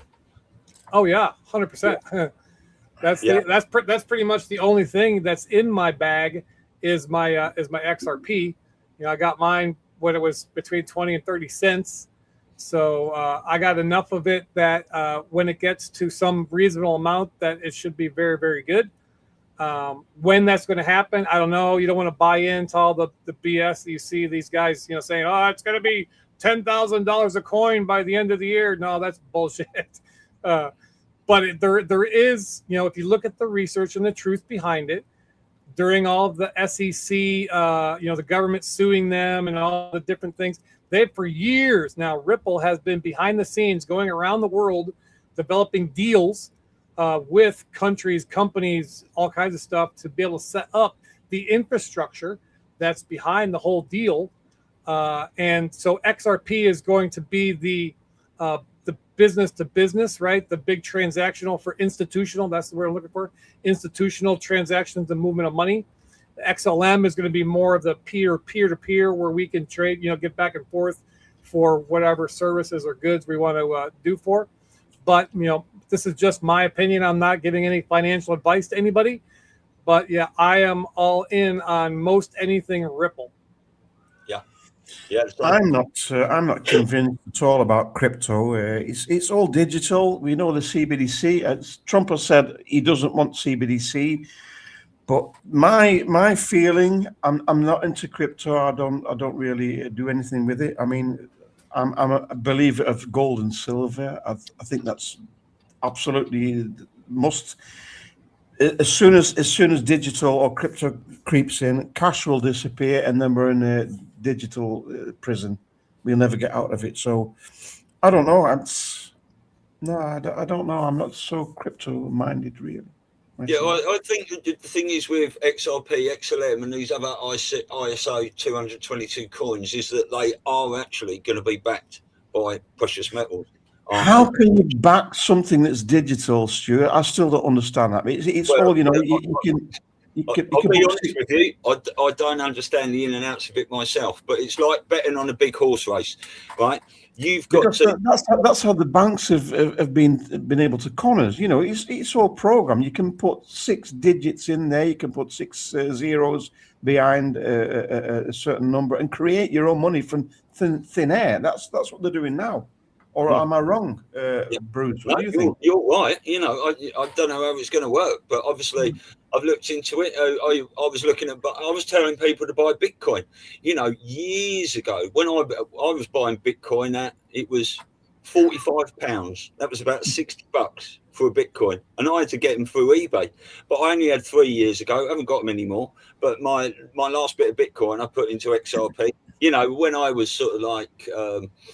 Selling those up to £6,000-7,000, but yeah, it's like a horse race. If never invest in anything you're not willing to lose, number one, and just pick a few horses and sit on it. At the end of the day, none of us are doing this to be rich, right? Through XRP, Bitcoin, or anything else. Because if all the criminals get arrested and all the truth comes out, we're all going to be rich, living in a completely different world anyway, right? So this is just something as a bit of a bonus, really, Stephen, I believe. Well, the thing is, this is, explaining how all the ins and outs were is way above my pay grade. But if you're looking to do some research, there's somebody that I have dug into, and I trust what they say. You know, you got to take everything with a grain of salt. But this one particular gentleman, his name is Rob Cunningham. Yeah, we've had Rob on the show. Yeah, yeah, Rob from KUWL. You know, so he's on X, Rob Cunningham, and he has done.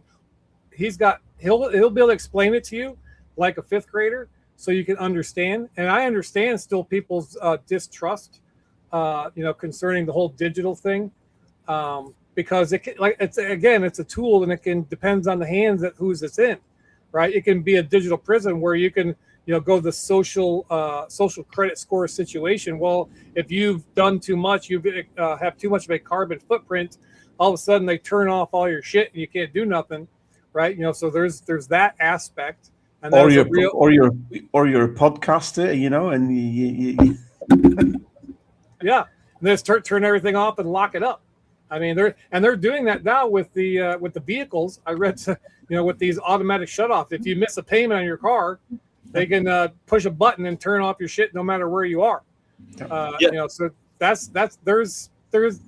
has to be a reckoning of where this technology goes, what can benefit humanity, and there's in anything there's risks. There's risks in me doing this podcast. I could get it struck by lightning. You know, I live in an RV. I could get it starting to storm outside. So I mean, there's risks in everything. It's just weighing the risk versus the benefit. But if you've got gold and silver, you've got something tangible, you've got something in your fist. Nobody can take it from you. And that's, I mean, money's been printed since 1913 out of thin air. We know all that, you know. But gold and silver, that's something you have to have. That's nobody can take it away. But how can you back a digital currency or a crypto with gold? I don't understand it. Well, it's interesting you say that. Now, I like to keep this show about 2 hours because Rob Cunningham put out an 11-minute video yesterday. So we can just watch that, and if you like, if you've got 10 minutes. And I've put it on 1.2 speed, so it'll be a little bit quicker. But we'll just watch this, and we'll have a little chat after for a couple of minutes, okay?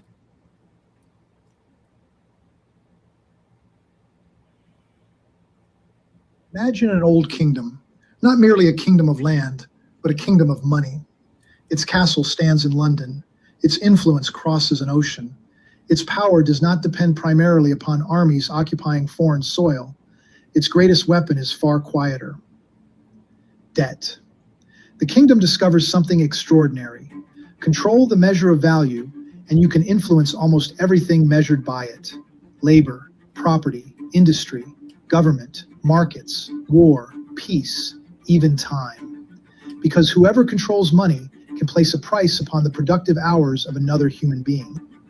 In our hypothetical kingdom, the old king perfects an ingenious architecture: a fiat debt dollar system, Wall Street partners, central banking machinery, private debt notes, political leverage, an expanding tower of promises, built upon promises, collateralized by still more promises. The system can create extraordinary prosperity, but it contains a fatal mathematical characteristic. Debt continually demands more debt. Interest demands more currency. Expansion becomes necessary to service yesterday's expansion. The serpent begins eating its own tail, and the old king understands something the people do not. Every system built upon perpetual expansion eventually encounters its limit. So the kingdom needs an escape route, not backward, forward, into digital money. And so, in our allegory, comes the Phoenix, Bitcoin, a radically new idea released into the world: scarce digital property, cryptographic ownership, peer-to-peer transfer, a blockchain existing beyond the old banking ledger. The public sees rebellion. The hypothetical old king sees something else: a prototype, a bridge between two ages, a green light for humanity to accept an entirely new concept. Money can become code. And if money can become code, perhaps the next kingdom can become digital: a new global reserve architecture, a programmable monetary world, a CBDC kingdom, new technology, old throne. But then something goes wrong. 2016. The old kingdom's trajectory is interrupted. A revolutionary movement appears. Red-blooded sovereign knights who reject the proposition that humanity's technological future must belong to another centralized monetary throne. Their objective is not merely political, it is architectural. change the system beneath the system. And their battle cry is unmistakable. Make America great again. But if America is to become truly great again, what must happen to its money? What must happen to debt? What must happen to the measurement of human labor? And what happens when technology finally permits value itself to travel differently? And this is where our strange little castle becomes fascinating. Look carefully. BTC occupies one side, USD occupies the other, but neither occupies the highest point. Above the castle, planted directly into the architecture, flies another flag, XRP, not a sovereign currency, not the dollar, not the pound, not the yuan, not the euro, a digital asset capable, within this allegory, of representing something fundamentally different, a bridge between currencies, between assets, between jurisdictions, between networks, between yesterday's financial architecture and whatever comes next. And standing outside the castle is the knight, not sitting upon the throne, not wearing the crown, outside it, sword ready, shield raised. Why? Because freedom does not require replacing one master with another. The revolutionary proposition is far more dangerous to centralized power. What if nobody needs the throne? What if sovereign currencies can remain sovereign, while interoperable technology allows value to move between them? What if nations retain their identity, people retain their property, markets discover prices, and neutral infrastructure performs the exchange?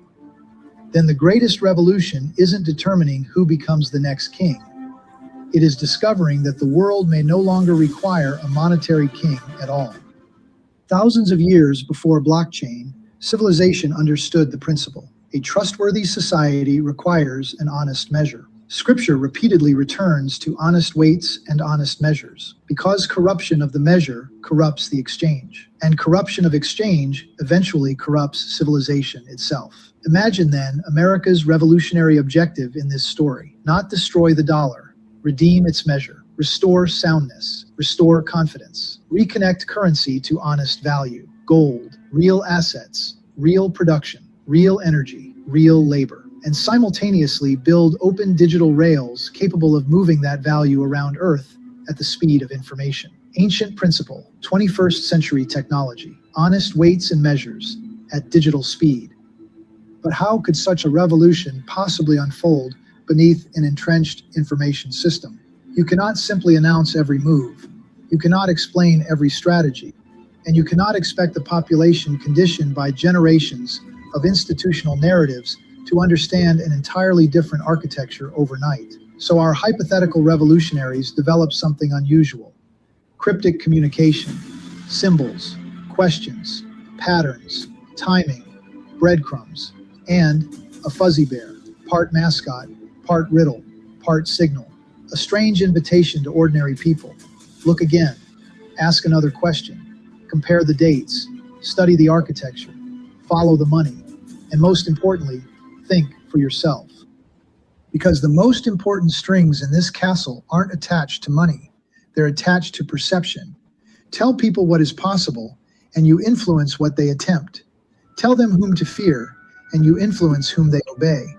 Tell them which questions are forbidden, and you can build walls without laying a single stone. But information has one vulnerability: curiosity. One sincere question can cut a string. One discovery can cut another. Knowledge becomes understanding. Understanding becomes wisdom. And wisdom restores something every control system fears: human agency.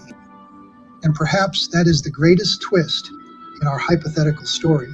The revolutionaries don't need to blow up the castle.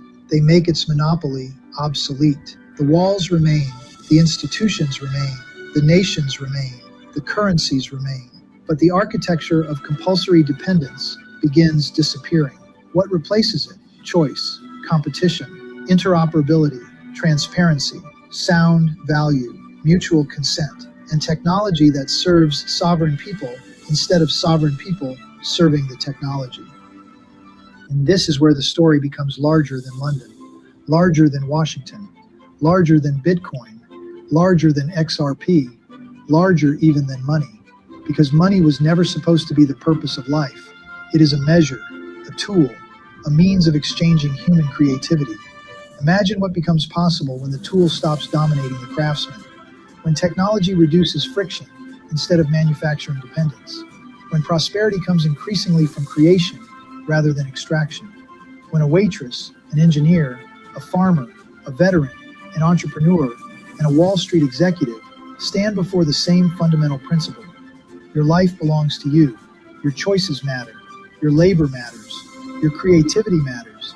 Your consent matters. Your search for truth matters.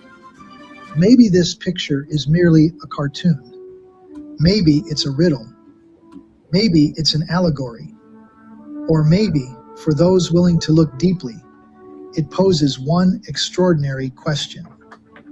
What if the greatest monetary revolution in modern history isn't about choosing the next ruler of the castle? What if it is about freeing humanity from needing one? A world of sovereign nations, sovereign people, sound value, honest rates, open exchange, mutual consent, and technology powerful enough to connect humanity without owning humanity. That is a revolution worthy of investigation. That is freedom worthy of defending. And that is a future worthy of building. Not because someone commanded us to believe it, but because free people were courageous enough to seek, to ask, to understand, and finally, to know. Yeah, I thought that was very interesting, especially as you mentioned, Rob. No, he's and that's just the beginning stuff. He goes into a lot deeper stuff, and I might end up having to jump off because I live in an RV and it just started pouring ass rain, and it sounds like they're dumping a bunch of gravel on my roof. Yeah, it does. I thought there was a load of fighter jets going across you. I thought you parked on the runway. Yeah. Well, that's good. That's, you know, an hour and 56. We like to keep this to 2 hours, so that's amazing, Bruce. Thank you so much for jumping on today. Like I say, this show is about, I never know what's going to happen. I'm never going to know who's going to turn up. Like I say, Lisa's going through a few bits at the moment, so I'm just keeping this, and Stephen popped in today, so that was brilliant. But do you want to just final words, gentlemen? Stephen? Well, we've got to stay frosty and be vigilant and you know, try and keep the energy high. We're all fatigued, of course, and we're waiting for the end of this movie, but we don't have a script. We don't have the, what do you call it? We don't know how it's going to end. And yeah, keep up the spirit. Yeah, right. Just before Bruce comes on and starts shouting, Bruce asked me to share that link. Yeah, so a couple months ago, we entered this contest, America's Favorite Couple, just for shits and giggles. Thought that'd be fun. Then we made it through multiple rounds.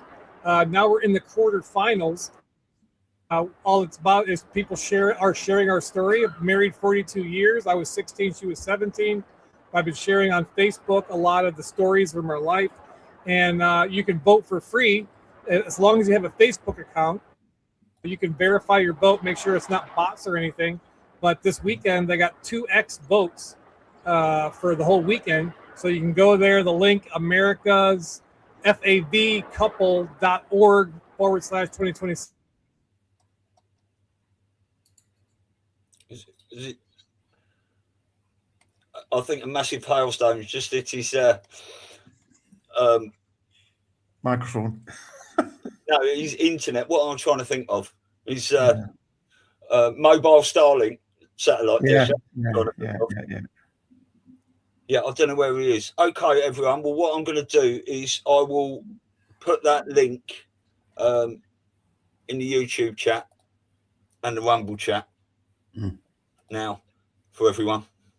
That's going in there like that. And Stephen, I was just going to say, do you follow there's an account on Twitter called Tartanium. Have you heard of them? No. Okay. Well, he's been making some great videos, and I've got a lot of them saved, and I've been using them for outros quite a bit of the time. Okay.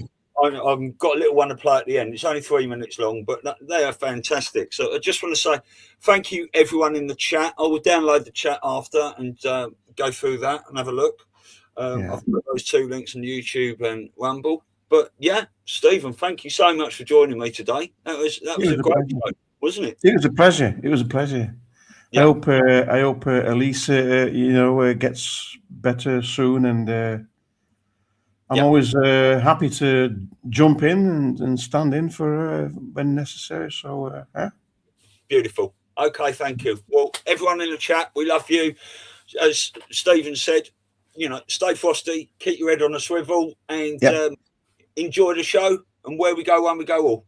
Yeah. And I just want to say as well, that's my last show for about 12 days now, because Elisa and I are having our individual holidays. I'm going camping next week. So for about 7 days, I will not be putting anything in Telegram or anything. I do ask people that have got my contact or in my Telegram chat, if there's anything important, whack it in the Telegram chat channel, and then I will be able to pick up on it. And I mean, important stuff like Fauci getting arrested or, other big news. But yeah, we love you all. Thank you, Stephen, and take care. We'll see you soon. Bye-bye. Have a nice weekend.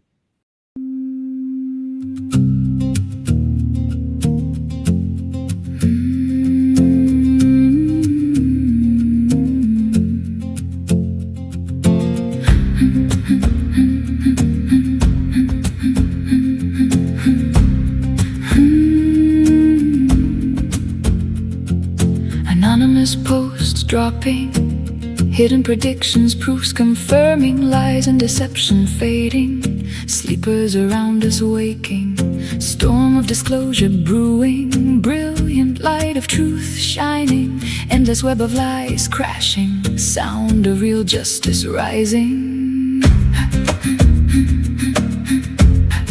It's truly happening, what we awaited approaching. Invisible strings of control snapping, deep state puppets frantically dangling. Those who were hunted now do the hunting, long-awaited justice finally coming. Innocent children joyfully playing, suffocating darkness rapidly fleeing. Unified patriots together singing, victory bells in the distance ringing. Everything's really happening. The great awakening.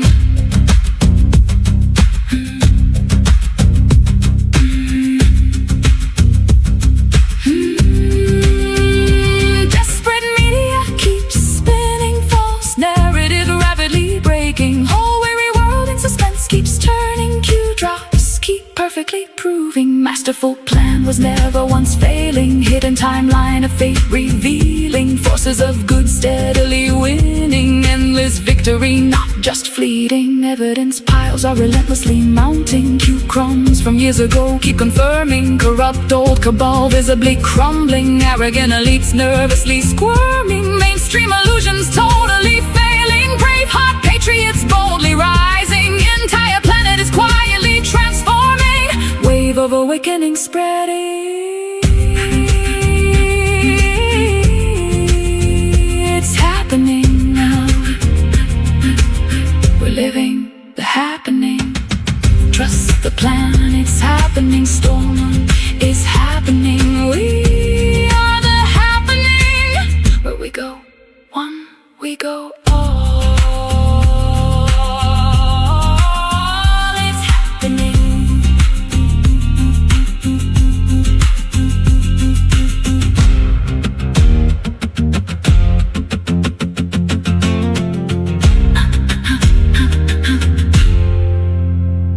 It's happening.